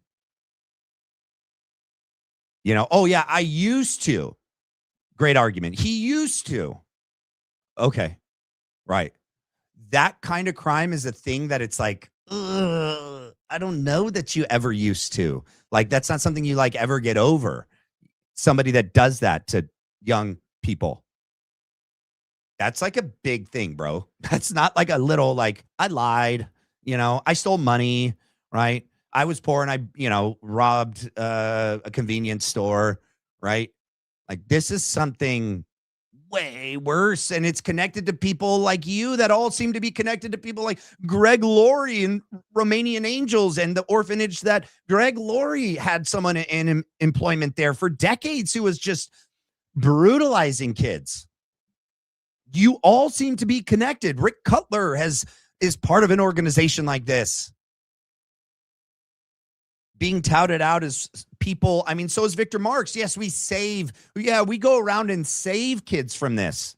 Perfect cover to not save kids from this. Yes, you can trust us. We'll take care of you. Perfect cover. By the way, this is just my opinion. But there was an organization called Indivisible Conejo, run by George Soros, that saw that was coming after me because I was the mayor of the city at the time. So they saw a picture of a Megan's List guy, which was Tom, in a church picture, and all of a sudden said, we're enabling a pedophile ring. Well, she just scours the internet or whatever her the folks that are affiliated with her do the same thing. And they're accusing, and Tom calls me and goes, Rob, do you want me to what do you want me to do? I go, nothing. And you and I both know it's not true. And as a matter of fact, when they were coming after him, I said, Tom, they've been speaking misery about your family. You come on my podcast and no holds barred. You just tell your side of the story. And he did. Well, that upset them to no end. And so guilt by because he gets on there and lies about it. He got on there and downplayed and made excuses and lied about it. Did not accept responsibility, which to me, that's not true repentance, right? Accepting completely your part in that sin, asking God to forgive you from that sin. Why would you ask forgiveness for something you're excusing and saying didn't really happen? So that means he didn't really repent for it because he's saying it didn't really happen. And you'd allowed him. Yeah, here's the mic. Here you go. Go ahead. Yeah. That's why we were all pissed. Association. Apparently, I run a pedophile ring at the church. That's the best she can do. 25 years of ministry, and that's the only thing that she can find. Nah. I just don't get it. If that's what she's doing, I don't understand. Okay, and you're going to show a clip, I think, and I want to tag on that because this is important for folks to understand. This is Andrew Sadra, right? Yeah, our mutual friend, Andrew. Let's just play it. I want you to. Yeah. Okay. This clip the audio is so bad. I'm skipping over it. I'll let you guys hear a second of it. The music added onto it is so loud. And the guy's audio is so low, you can barely hear what he's saying, but he's basically just attacking Candace and defending Rob. All right. Micah, our producer, sent this to me, and I'm like, I wish her husband stopped paying so yeah, it's that loud the whole time. the internet bill. She needs Jesus. She didn't So it's just that whole time. It's just so loud. All right. Yeah, Andrew's sweet. from Andrew, but he's talking about for me, this is, you're experiencing this in real time. I'm outside looking in, but you're in the middle of it. Yeah, death threats, all that stuff. So how does that, even today, right? There's protection here for you. Did you need that before? No, and as a matter of fact, I have protection because it was provided by somebody here in Tennessee. And I don't flaunt this, but the reality is, I'm mindful where I am, what I'm doing. My son needs. I wonder who provided the security from Tennessee. I wonder who lives in Tennessee that is connected with all of them. I wonder who could it be? It more than I do because he's more of a public figure. His son. And it's so, and I'm immortal until God's done with me. It's not like I'm flaunting it, but I just don't care. I really don't. But the thing that does bother me, I'm immortal, is this is a carnal Christian soap opera. Here we go. And people are buying into it, and it plays to their carnality. That's us. We're just in the flesh, you guys. We're just so in the flesh. Can you get out of the flesh, y'all, and get into the spirit? Think of the things of the spirit, please. Like, just stop. Oh, you're just feeding the soap opera flesh of yours. And you know, when she says that she had a dream, Charlie came to me in a dream. That's spectral evidence, and that comes all the way from the Salem witch trials. It's also biblical, right? Like, I mean, let's see. Let's just do a quick query. Is there precedent for God speaking to his people through dreams? We'll just say, like, in the Bible. Let's go to AI mode and see what it says. Yes, there is extensive biblical precedent for God speaking to people through dreams. Throughout both the Old and the New Testaments, God frequently uses dreams to deliver prophecies, warnings, and divine direction. In fact, God explicitly establishes this as a valid method of communication in Numbers 12:6, stating, "When there is a prophet among you, I, the Lord, reveal myself to them in visions. I speak to them in dreams." Similarly, Job 33:14 through 15 notes that God speaks in a dream, in a vision of the night, when deep sleep falls on men. So direct guidance and warnings. Okay. You have Abimelech, Jacob, Joseph, the father of Jesus, the Magi, and it goes on. So, yeah. Do you remember those? Vividly, yeah. 1692, we lost 19 people in the Salem witch trials, and they were convicted and burned at the stake because girls had had dreams, spectral evidence. I saw in a dream. And so the Salem witch trials were ended in the United States because pastors read due process in the scriptures and said no longer are dreams permitted as evidence. You have to have eyewitnesses. They ended the Salem witch trials in 1692. Increase Mather was the one who did it, a minister. And it was long before Europe ever did. They lost thousands to this stupidity. And here today, we're back in the Salem witch trials. Candace is the judge. The jury are her followers. And the executioner could be one of a number of people making good on their threats to either me or my son or Erica, right, or any of her staff. Oh, my gosh. And she's responsible for that. She does this. And it's innuendo, a guilt by association, speculation, lies, just outright lies. And it's problematic. And she'll say something, she's called on it, and she won't own it. So it's if you are a Christian, and this is your source, you do not have a heart for truth. Oh, it said that well, let me put it to you this way. Charlie started Turning Point in 18, and when he was murdered at 31, he created the largest conservative youth movement in the world, probably the second largest parachurch ministry in the country. Yeah. And he did it on nothing more than the spoken word. He would go into universities, contend with truth. He loved the word logos, from chaos to order.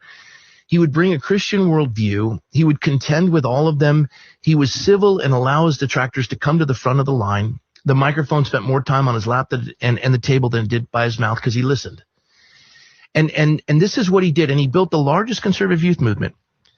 Listen, any jackass can knock down a barn door, but only a carpenter can build one.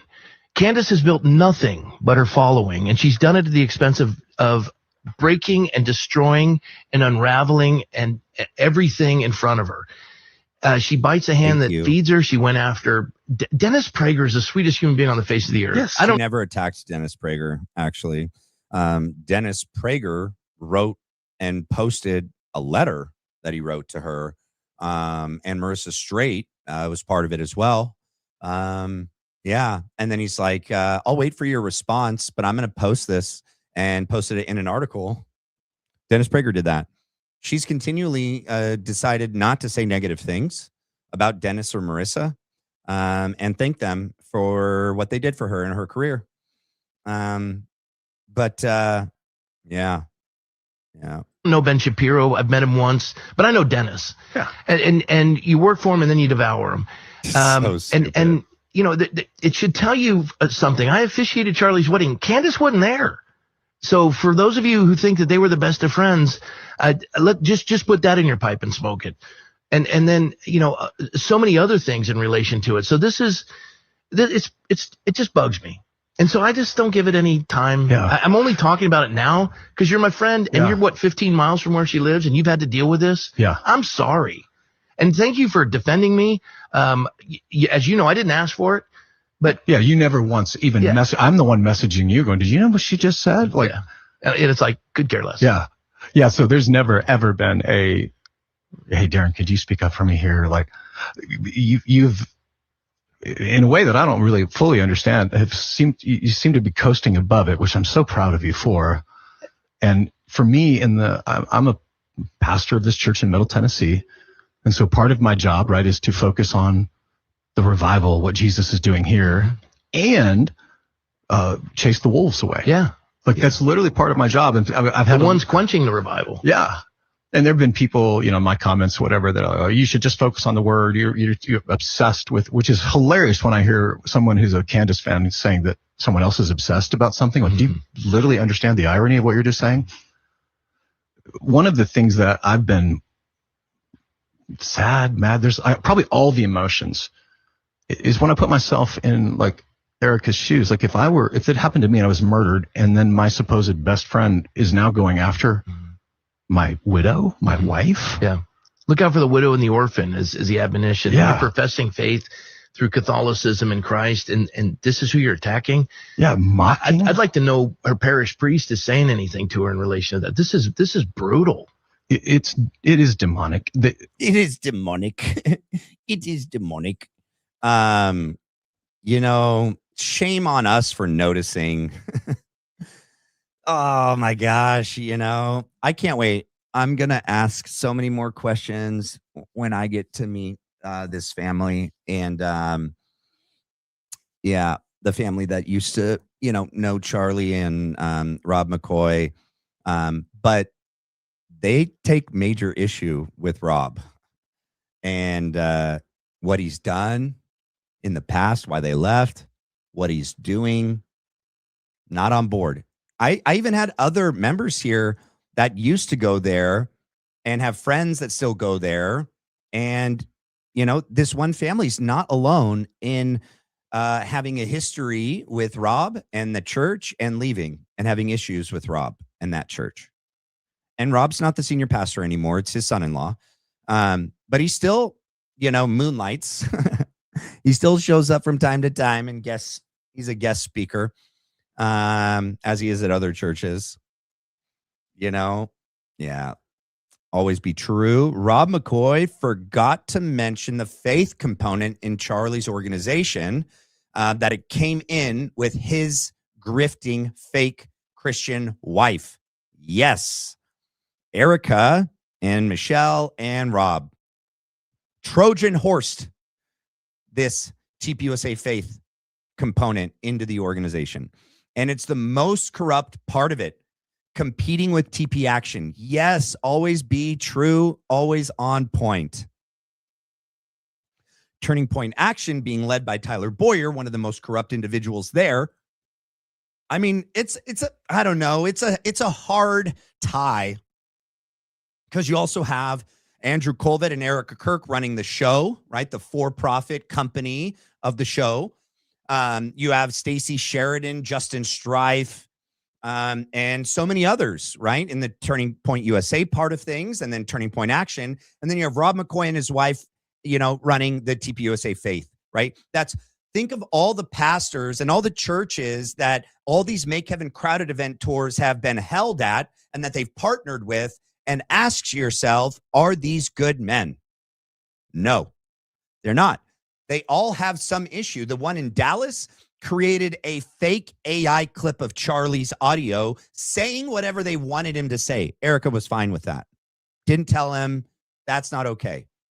Doesn't reference when she sat down on Charlie's show and they announced that she'd be CEO. She's like, yes, we're going to be running a socials, but we're going to do it tastefully. Okay. We're not going to be morbid. We're not going to be gross. We're not going to be, tweeting on behalf of Charlie. 9 months later, they're tweeting on behalf of Charlie. They're reposting on behalf of Charlie. They're liking things on behalf of Charlie. They're doing all the above. Why wouldn't Erica tell that dude, take that down? Well, is it because like they themselves are creating AI edited, made up clips of Charlie saying whatever they want him to say? Like, I appoint my wife as CEO. She'll do a great job. Turning point will figure it out. Yeah, think so.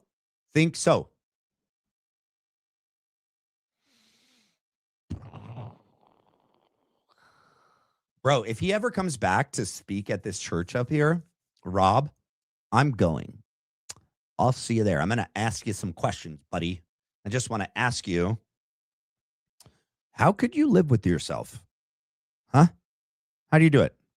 How do you lay your head down at night, kiss your wife good night, and go, yep, I did the best I could do today? How do you do that every day? I don't know. So Robbie Starbuck also lives here in Middle Tennessee, and he just did a 45-minute video on X.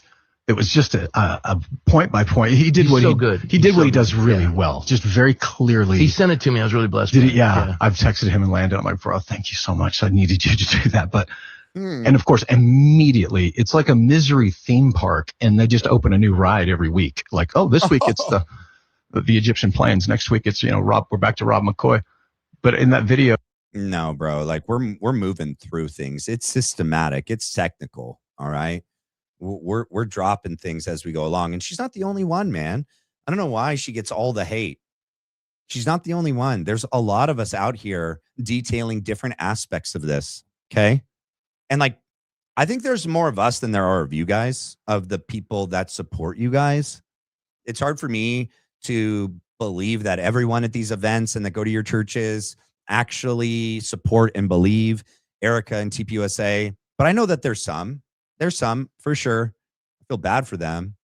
I think what was his estimate? Somewhere between 1,000 and 2,000 people would have had to have been involved with, just logically speaking, it's. Say it's not possible. Say it, dude. Say logically it's impossible. Can you finish that? 9/11, JFK, RFK, Pearl Harbor, Gulf of Tonkin, USS Liberty, Oklahoma City, Ruby Ridge, Waco, Texas. People can be involved. Lots of people in key positions can be involved in these things, doing compartmentalized parts, playing their specific role. Yes. Doesn't make it less possible, bro. Your little mind, just because your little mind can't think of it, doesn't mean it's not possible. These people. What do we got here? Candace only points out the silly stuff that TPUSA pull that is very suspiciously untrue. Poll that is very, I don't know what you mean. Are you saying you don't agree with Candace? It seems like you're saying you don't agree with Candace. I don't know. Unless I'm misreading it. And I don't know what OBJ means. There's like 2 OBJs inside of these like cutouts. Are those supposed to be pictures? Like emojis? It didn't let you put your emoji in? I'm sorry. Did the emojis give it context? Maybe spell out what the emoji is, and that'll help. Yeah, it doesn't show up on there either. I have this theory that when you find paradox, that's where you find God. Did he choose me? Did I choose him? Yes. But when you find madness, I tell you. And especially, I mean, Jesus said that if you're a liar, your father is Satan, because he's the father of lies. He's the author of confusion. Author of confusion and chaos. And for the people that are still consuming it, I don't think it's a hunger for the truth. It's an appetite for destruction, and it's not the same thing. How's your wife holding up in all this? She's amazing. Yeah, I mean, she has to be married to you. She's But, And anyone who knows her, she is the sweetest human being that's ever walked the face of the earth. She is a quiet and gentle spirit, and That's not what I heard. she homeschooled these kids. And I'm looking at Candace saying, "My son was responsible for Charlie's murder." No. Really? well, that's, I guess, what That I'm was never the claim. Not that he's responsible for the murder, but that people played different roles. Okay. That's all we know. That's all we know. That it seems like people played different roles. We're trying to figure it out. We're on the case though. trying to get at. Like, so, my boy's sitting right there, my son, like, putting my wife in that position, just watching your son getting maligned and slandered and defamed. Yeah, see, I look at it differently. It's perspective. He's being aligned, slandered, by folks that don't like what he's doing. and I love what the boy's doing. He's faithful. He's a servant. He's served Charlie faithfully. He's serving Erica. We raised him to serve the Lord, and that's what they're doing. And I'm so proud of him. And We know. it's water off a duck's back. It's like it's a gnat on the butt of an elephant. She doesn't bug me. It really is one of those things where what I'm more burdened by are the people that listen to her, because You're devoting a whole podcast to her. It's kind of weird for someone that it doesn't bother. You sure have a lot to say on it. you're choosing to shelve your brain to buy into this. Yes, I am. And I'm worried for you. Oh, thank you. It's just not helpful. Yeah. Okay, thank Well, you. one of the things that, like, you and I both, right? You more so than me, when the COVID stuff was happening, you were not doing that. We're not participating. No way. So we're not afraid of questions. We're not afraid of pushing. My back. entire life's been examined. I ran for office. I mean, when I ran for the state assembly, Yeah, but does that really matter? Right? Look at all the politicians that make it to office. Do we really find out all of their skeletons? Right? No, we don't. Trump made it in 2016 before all the Jeffy Epi stuff came out. We didn't know he was in that yet. Huh? How did that happen? Huh? We don't find everything out before a politician makes it. It all depends on, is the politician willing to play the game, willing to pay to play? If they are, then the really bad skeletons get kept in. I found out things about myself I didn't even know. I mean, if it's out there and they can find, they would. Yeah. And you're gonna have to make it up like she did. Yeah. So if someone, and I don't know, there's a whole lot of them listening these days that are still listening and eating what she's serving. Oh, there's still a lot. You should go look at the numbers. There's quite a bit of us. What would you want to say to them? Oh yeah, please. Because at one point it's crazy. She's crazy. You can't argue with a rattlesnake. Yeah. They're just going to bite you. Yeah. But the people that are listening that might have some sort of reasonable, genuinely asking questions, genuinely wanting to know the truth. That's all of us. What would your message be for them? What would it be? Are you really looking for the truth? Yes. Because you've got one of the most closed shut cases you can ever imagine. Here we go. This is the part I was waiting for. This was the part I've been waiting for. He's going to go into the Tyler Robinson case. He calls it the most, what did you say? Closed shut. That's not the right phrase. Open and shut case. Okay, I'll help you out there, buddy, oh pal. And it's not, Rob. It is not the most open and shut case in history. Not even in my generation. It is the opposite. It is so open and not shut that it does not make sense. We all been watching. Have you not been watching? That's why Erica had to employ social media personalities to show up. She gave seats in the courthouse so they could go out and lie every day. Every day. Oh, if you could just see what we saw. Whoa, you didn't see this 4K high def. He's about to tell you that exists. He's going to further the lie. These are two pastors. Okay. Filming on a Christian pastor podcast. And he's going to further the lie that's already been proven to be a lie right now. But he wants you to believe he's a Christian man, a good man, a man that's in pursuit of truth and truth only. That he wouldn't lie. He hasn't lied. Oh, he made a mistake. He misspoke. It was an accident. Ugh, I'm old. Like Frank Turek, I had a 65-year-old brain moment. Ugh, I hate it when that happens.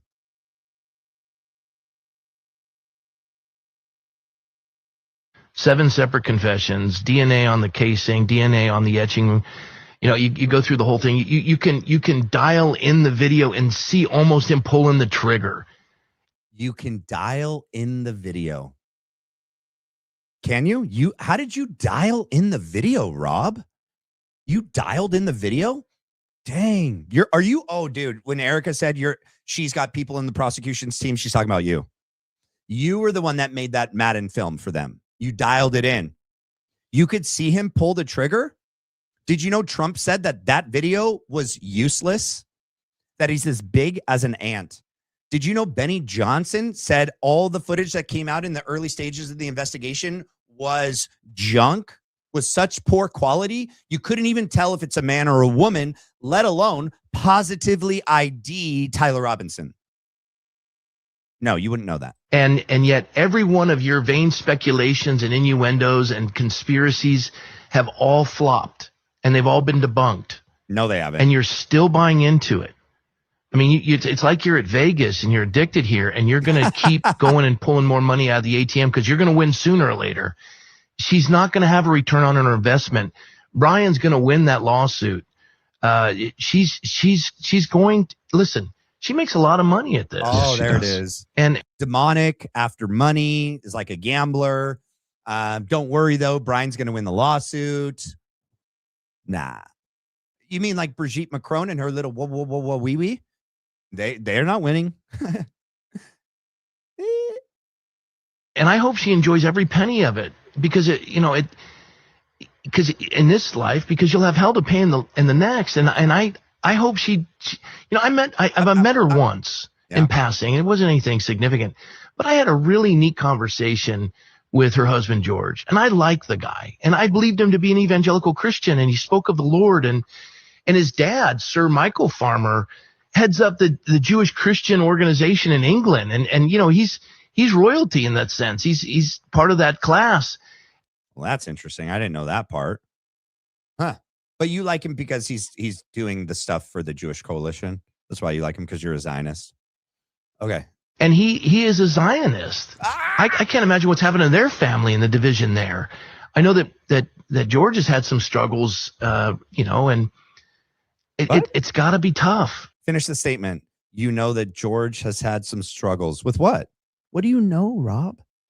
You just going to open that can of worms and then shove it back in? What do you know? What did George struggle with? I mean, the money's not worth it. And listen, folks, you're following someone who's taking advantage of you. Wake up. Yeah, the thing that's been we had talked about, like, but the way that she seems to, everything becomes about the Jews. Is obviously, again, demonic, because when you're hating the people that God says I love and bless, you're already on the wrong side of it. And I look at it, I come from a military family. When I was in the second grade, I was 7 years old. We moved from Washington, D.C. to California. And my dad had been stationed in D.C. for 2 years. We come to California. We get there late summer, so I didn't have time to make any friends. And then class is starting. So it's my first. Okay, so I just Googled that statement of Rob McCoy, so he lied. No, George Farmer's father is not running a purely Jewish organization, but he serves as the Christian deputy chair of the Council of Christians and Jews, the CCJ in the UK. So the Council of Christians and Jews is an interfaith organization founded in 1942. It serves as a national forum for engagement between British, Christian, and Jewish communities to combat anti-skepticism. I'm just kidding. Anti-septicism. I'm just kidding. I'm not going to say the word right now. Because I was told that they might be listening for that word. Day in class in California, and I'm wearing clothes that don't fit the environment. Kids are making fun of me. This is going to be a long school year. I wasn't from a Christian home, didn't go to church, and I'm looking around the room. They're all picking on me, and I figure I got to fix this. So I look around the room, and I find a kid with bright red hair, Coke bottle thick glasses, a runny nose, stains on his shirt, and I start making fun of him. And I get everybody else in the classroom laughing at him. And I picked on him in the 2nd grade, 3rd grade, 4th grade, 5th grade, 6th grade, until he was invisible to me. And it was years later when I become a Christian, reading the passage that says, if you go to offer your sacrifice on the altar and realize you have an issue with your brother, leave your sacrifice and go be reconciled. I knew I needed to go apologize to him. I didn't know where he was. I went to the all-class reunion. I meet one of my classmates. I said, do you know where so-and-so is? And he goes, you haven't heard? I go, no. And they go, he committed suicide. Dang. Now, Jesus says, you've heard that said that shall not commit murder. But I said, if you call your brother Rocco or fool, I didn't need a gun to kill that guy. My words did just fine. And so did everybody else who picked on him in life. And I was convicted by it. You don't But say. He was an easy target. The 15 million Jews worldwide are an easy target. Oh my God. They got their schmoidels and their tassels and they dress different and they're homogeneous and they're a closed society. Hold on. Hey, Zero Ghost. Hey, this is Zero Ghost Phones, right? I sent you an email. Can you email me at theblacklinebrief@gmail.com? I wanted to speak with you. Thank you so much for the $200 super chat. That is so generous of you. According to our sources, this donation acted alone. According to our sources, this donation acted alone. Zero Ghost Phones. I don't know what that means. What do you mean? Like this donation that you're giving right now acted alone? I don't know what that means. Or you talk what other donation? Were they talking about a donation on the show? I don't know if I missed something. This donation acted alone. Okay. Zero Ghost Privacy Phones. All right. Thank you so much. I think just email me. I emailed you guys. Just want to point that out there. Thank you so much for your generous donation. And by the way, Zero Ghost Phones is like what Sean Ryan is part of as well. It's not the same one, but it's like that. Watch. Let's see. Yeah, let me pull this up. So let me pull this off here. Zero Ghost Phones, right? Real privacy, zero compromise. The hardened phone that puts you in control of your personal data. No Google, no built-in ad tracking, just privacy. I want one. I want to get rid of this, phone where they're tracking every step we take. I would love to have a Zero Ghost phone. Let's see, about Zero Ghost Phones. We were founded on one belief: your privacy is sacred. The Fourth Amendment was not a suggestion. It was a promise written in ink by men who had already lived under the boots of the government, or under a government that read their letters, searched their phones without cause, and treated citizens like suspects. The right of the people to be secure in their persons, houses, papers, and effects against unreasonable searches and seizures shall not be violated, right? Shall not be infringed. Those words were not written for a different era. They were written for this one. They were written for right now. I agree. Yeah, who we are, Zero Ghost Phones, is an American company built by people who believe God-given rights do not expire when technology advances. We take Google Pixel phones and install Graphene OS, the most secure and private mobile operating system available, so that your phone works for you and only you. No surveillance, no data harvesting, no big tech watching your every move you make. We do not work for advertisers, and we do not answer to corporations. We answer to our own, or to our customers, and to the principles this country was founded on. I love it. I love it. I would love to partner with you, though. And I want one. I want a phone. I hate it. I hate that they're tracking us. Rob McCoy eats poo for breakfast. And the only verbiage that comes out of his mouth is crap. I like you. Gary Nickel Strippin photograph. Photograph. Did it not let you put a H on there? Oh my gosh. That's funny though. That was hilarious. All right. And you forget the 2 billion Muslims, worldwide in 50 nations of 85% or more Muslim. Their indigenous people are gone. They're all under Sharia law. But you go after genocide, and you call it genocide, which is remarkable to me because you bring medication and food in a genocide. And people complain about October 7th. And I tell people in context, 7.5 million Jews are in Israel.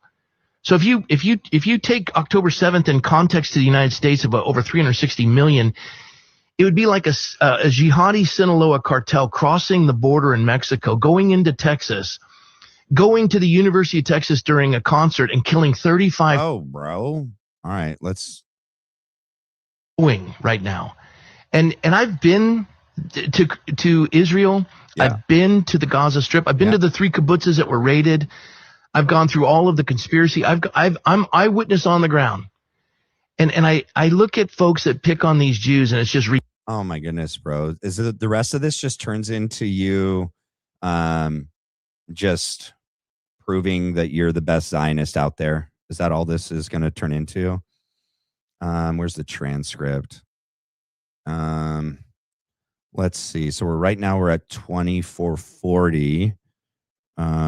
Though all the conspiracies I'm witness on the ground. Okay, he's talking about in Germany. Hold on, evangelicals. Okay, he's still talking about that. What is this one here? pick on. Yeah. But they say, no, they're not the chosen people. That's not an everlasting covenant. Well, no, we didn't say that. They were the chosen people, and God makes everlasting covenants for sure. But then we were grafted in, and now we're all God's chosen people.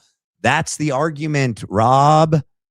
Bro, you know that. You're just misrepresenting what we're saying.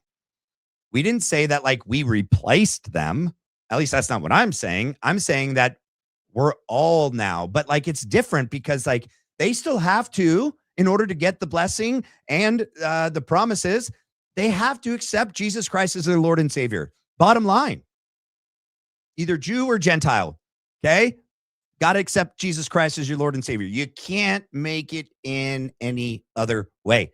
And yes, God is going to give ample opportunity for them to turn from their wicked ways and accept Jesus Christ as their Lord and Savior. But as of right now,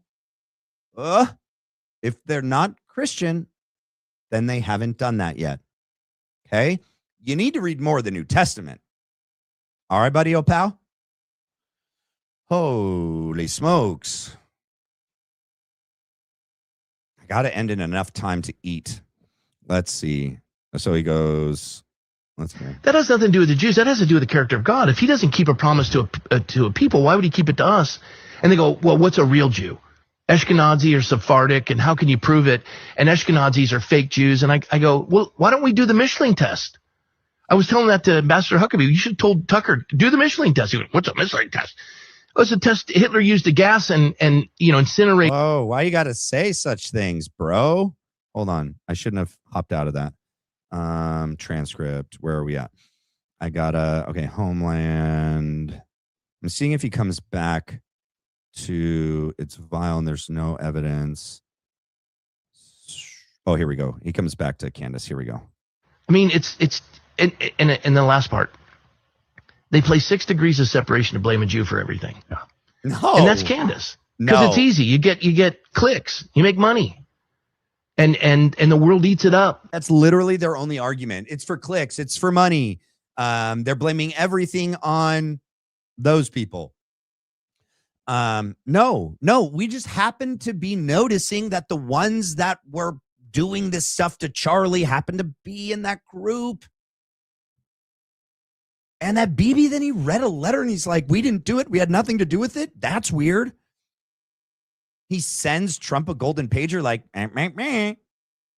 you could be next. Andrew Colvett runs and tells Adelson, right? Trump's going to take the money and screw you over. Shot across the bow. Better watch out. Next one won't miss. They offer money to Charlie. He says, no, thanks. They pressure Charlie. You better shut up. Better not have Tucker on. Not a good idea. God's going to lift his hand of protection upon you. Don't be counted among the Edomites, Charlie. You know what happened to them, right? You better listen, Charlie. You better knock it off. You better come back to the flock, Charlie. Don't have Tucker on. You definitely don't have Candace on. Don't talk about Jeffy Eppie. Don't oppose the war. Don't oppose Trump and J.D. Vance. Here's your talking points. Be a good little lapdog. You're not going to do it? Can't be bribed? Can't be blackmailed? You give us no choice. There's no other choice. You forced our hand. Don't say we didn't warn you. Don't say we didn't give you ample opportunity to turn from your wicked ways. But we're demonic for noticing. Shame on us. Shame on us. And yet, no evidence for it, but they continue to do it. It's vile. And the no evidence thing. So when you and I opened our churches in COVID, it wasn't an arbitrary or capricious decision. We were looking at facts, not innuendo, not, there was a lot of stuff floating around, pandemic, those things. All right, you guys, it's 4:15. I'm going to have to end. Well, let me see, actually. Let me check something real quick. Let me scroll through this transcript because this is to the part of it that I never finished. We got YMCA. We have Cuomo. People with high, I think it's supposed to say comorbidities, not co-orbidities. Comorbidities is like multiple illnesses. Something just feels off. Wait, let's go here. When you're seeking discernment and truth, innuendo, slander, or when I hear somebody say, well, something just feels off about Erica. Okay, that's not data. That's not a fact. Yeah. That's a soap opera. There's no data for this. You may not like her. I don't know her. You may not like her, but that doesn't mean she murdered her husband. And none of us ever said that she did. We're looking at all the behavior, the big picture, and that there's no way that a true grieving, loving widow would have done and said all the things that she's said and done. That's our conclusion. That's our assessment of this, bro. That's such a giant leap. But it feeds the flesh, and you get to feel better about yourself because you hate somebody else. Yeah. So that you just answered the question that I was about to ask. But unpack that, because what is it inside of somebody that could hear? So you and I are both hearing the same stuff. Actually, I'm hearing it way more because you've wisely, I might have, just disconnected from it. I'll listen to or I'll see, and I'm thinking that's just bananas. And then you see the comments are like, oh, he's going to talk about Taco Bell. I'm good with that. Let's go here. The Bible says in Matthew 18, if you have an issue with your brother, you go to your brother to win your brother, and you come with witnesses who can testify to it. But to say, I don't like them, and publicly declare that as though that's something a Christian can do, you're not part of you're not a solution to the problem. You're the problem. And the Lord is very clear in that directive. We endeavor to keep the unity of the Spirit and the bond of peace. Love hopes all things. I just don't want to hear him use scripture against us. It's so ridiculous. Here we go. He's going to talk about Tyler Robinson. Which is what Tyler Robinson came out of. And woke right. That's the horseshoe. They're meeting back at the same thing. Oh my gosh. It's like fascism and communism and the horseshoe. They're just they're my gosh. right, two sides of the same rusted quarter. What can we do now to keep that on the forefront? Because again, it's distracting from the revival, and it's distracting from the revival. I think an opportunity to this is what happened. This is the actual problem. Oh, right. And continuing to work towards doing away with and abolishing the transgender woke left or right ideology. What say you, Rob McCoy? Well, the Bible says whatever's true, noble, pure, meditate on these things. Spend time in the Word of God. it is a filter in this malaise of artificial intelligence, and we're going to be inundated with pseudo truth, 99% true, 1% lie, and it's going to be manipulative and do a hard copy of your Bible, read it every day. It's the only book in the world. You don't read it, it reads you. Study that book. Study to show yourself approved unto God. All right, whatever. I'll give you an example. Name one way in which Candace has instilled in her audience a deeper walk with Christ. Charlie did that everywhere he went. He he inspired people to pursue the Lord. He didn't Okay, there's anecdotal data that people have wrote in and said Candace did the same thing, man. So, yeah, I mean, you're just, oh my goodness. Hold on. I want to make sure I don't miss anything. At the end of Charlie's life, it was Charlie, a handful of folks, and a sea of red hats, and they were chanting his name. And Charlie did something significant. There's been 10 revivals in American history since our founding. 10 revivals. And they all ended in an awakening up until 1870. The difference between a revival and an awakening. Revival is people coming to Christ, which we're in the middle of a revival now. And an awakening is where those new believers change the culture. That's a good distinction. And the way that happens is understanding the Great Commission in Matthew 28. Jesus said, all authority has been given to me in heaven and on the earth. Go therefore and make disciples, not converts. We talk about evangelizing. Man, I really don't want to hear him in his sermon, right? I just wanted to hear what he had to say. Let's see if there's anything else. No.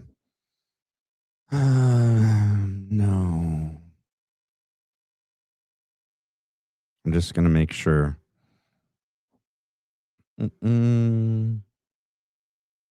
No. Excuse me. No. Yeah, standing opposition to the government was wanting to silence freedom of speech, logic, debate, in which is what Charlie was doing. Let's hear that. Gender. Yeah, standing in opposition to a government that was wanting to silence the freedom of speech and logic and debate and reason. That's what's happening right now. Charlie was saying that this administration needed to go in and root out all the corruption in DC and in the intel agencies. And now Erica and TPUSA is defending him. And which is what Charlie was doing here. When that following Sunday, I referred to him as a martyr. Yeah, we know you did. Rightfully so. 100%. That's exactly what he was. Yeah, okay. And the pushback I got was, well, he was a political guy. Can't believe you would call it. The people took umbrage with, it's funny, this little fly actually is such a good word picture of Candace right now. She's just annoying, but she's not hurting anything. Oh my goodness. The idea of a martyr that believes that was murder, even if it's just the general definition of martyr is just killed because of your beliefs, right? Yeah, that's not why he was killed, because of his Christian beliefs. I mean, I guess like in our opinion, if Israel and those around him had something to do with it, I think it had more to do with him refusing to bend the knee, and it had to do more about his integrity and not selling out his nation. But he wasn't asked to recant his faith and to revoke his confession of belief in Christ. So let's see.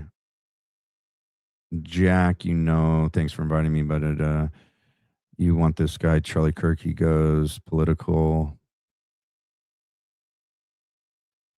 And Charlie called me his pastor, not because, gosh, he can't like ever go without saying that.